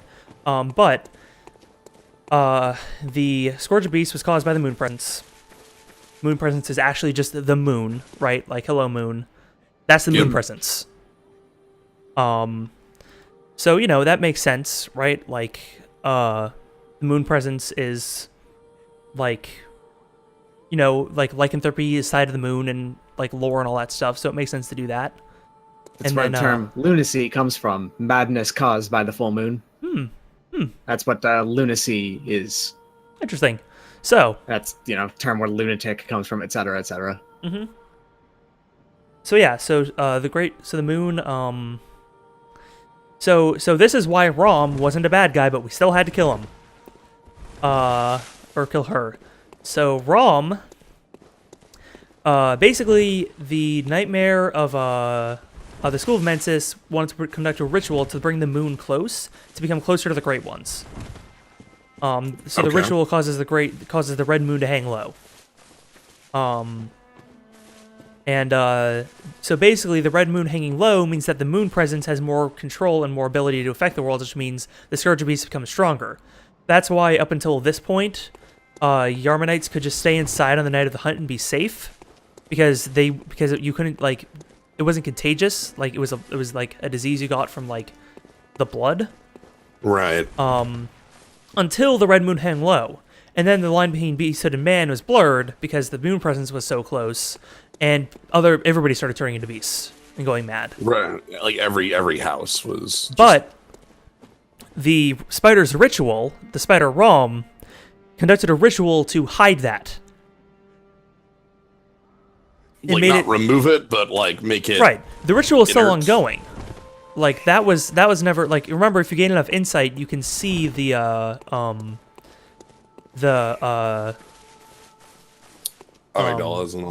and all that stuff. Like if I were to go out in the real world right now, I could see amygdala hanging off walls and stuff. They're always there. It's just they're hidden by your lack of insight or by Rom's ritual, unless you have enough insight. Okay. And that ritual made it so that people were not going mad, and that's why as the game progresses, people start going more mad because you killed Rom and ended the ritual, which allowed you to then go and end the ritual. But you had to be able to go and do that. So, yeah, that's the whole thing with Rom. And I think the only thing you haven't shown off in this game is you can actually go propose to the queen, to Queen Annalise, the Vileblood Queen. There's a ring you can find somewhere in the Chalice Dungeons, and then you can go propose to her with it, and she'll like be flattered and then say no. So that's the one thing that I guess I won't be showing off here because I don't feel like going and finding that. But okay, no need. Yeah, I think that Rom was like holding back great ones in general, which is why those women became pregnant after the ritual ended. But the reason why that ritual was in place is because the School of Mensis caused the red moon to hang low.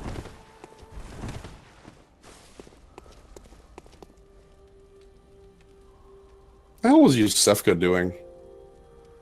Fake Yusefka. Fake Yusefka was experimenting on people.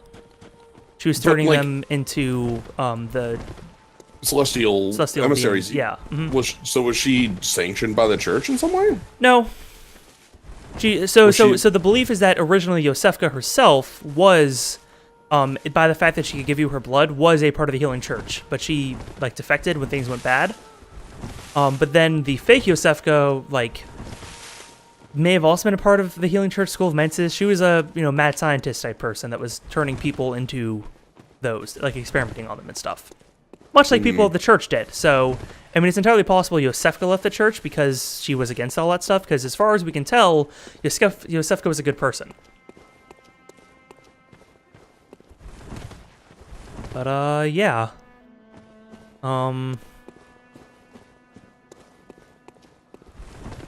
Yeah, the fake one's wearing the choir garb. We don't ever actually get to see the real one because I don't think she actually has a model or anything.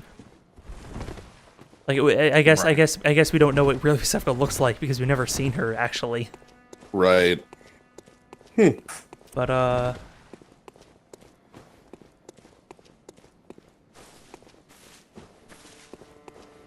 okay. Yeah, killing Rom is ripping off a band-aid, right? Like, look, we gotta change we gotta dress the wound here, right? We gotta deal with the underlying infection. We gotta reach into the chest and pull it out, or we gotta reach into the bosom and pull it out by its roots, like the long gloves say. As the surgical long gloves say, when a cancer is discovered, one must pinpoint the location, reach in, and wrench it from the host's bosom. So that's what we did. Except, you can't just wait on it. Kind of just killing everything in the process, but Well, yeah. If you click through the door, you can see real Yosefka's model. Okay.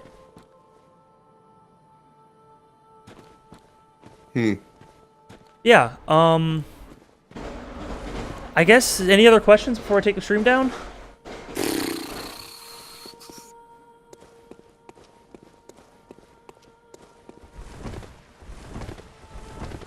Just going through characters in my head. Because we wrapped up a lot of them. Like, found out who they were and then, like, wrapped up their story. Mm-hmm. I'm feeling good on it. Feeling satisfied with how this all wrapped up. Yeah. I mean, I constantly vacillate between being satisfied and being like, wait, what? Which I guess is the intended effect. I'm satisfied because we got an ending that was just us sitting in a wheelchair with that face. Mm-hmm. And it's like oh god, that was very good. Yeah. The next hunter that comes in here is just gonna be like, oh my god. Anyway, thank you everyone for joining for the story of Trash Hunter. This fine lady. Yeah. Who knows? Maybe there'll be a little bit more if we ever want to talk about some more stuff. But yeah, if you're interested in more Bloodborne, you know, Google a wiki. I'm not gonna tell you which one to go to, but a lot of them have a bunch of lore stuff written out. Like, there'll be like sections that's like this person's theory, and it's like, oh god, yes, shit, that's awesome. Yeah. So. Or there's always the hundreds of different YouTubes for that. Yes, as well. also that. There's probably also 5 podcasts that are all have like 25-hour episodes going over all this. You can go very deep in this, which is kind of what I love about it. So, anyway, thank you everybody for joining, and I guess I won't be streaming the next 2 weeks because next week I get ready for vacation, then the next week I'll be on vacation. Gonna get back to Metroids? Probably. So, yeah. The problem there is I like to do those on long weekends because I do the Metroids in one sitting. That's the whole shtick with them. That does not fit here. That does not fit in on a Thursday night. So I like to do it on long weekends that I can do it on a Saturday, and then just waste Sunday resting, and then still have time on Monday to do stuff. Makes sense. Because like Metroid Prime was a 14-hour stream. Yeah. Because that's just, you know, it takes that long. But yeah, so I'll be on vacation the next week. Week after that, I don't know. We'll see what I come back with. But, you know, maybe a video game, maybe something else, maybe doing a little bit of programming and other thing. We'll see. But, yeah, anyway, thank you everybody for joining. And look forward, I guess. See, the problem is that we're kind of in the drought of long weekends right now. Like, I mean, there's 4th of July coming up, but vacation on that one. And then the next one is Labor Day, and I'll be away for that one. Next one's Columbus Day. I think I'll have plans for that one. So that means it's like November. You'll find it. I'll find a time. I'll pick a Saturday sometime and do that big old stream. So in the meantime, like we still have our Tuesday Left 4 Dead stuff going on. Yeah, at least for another few weeks. Maybe we'll switch to another game after that. Yeah, we're quickly hitting the end. So So yeah. So that's it. Thanks everybody for joining, and I'll see you for the next game. Good night. Good night, everybody.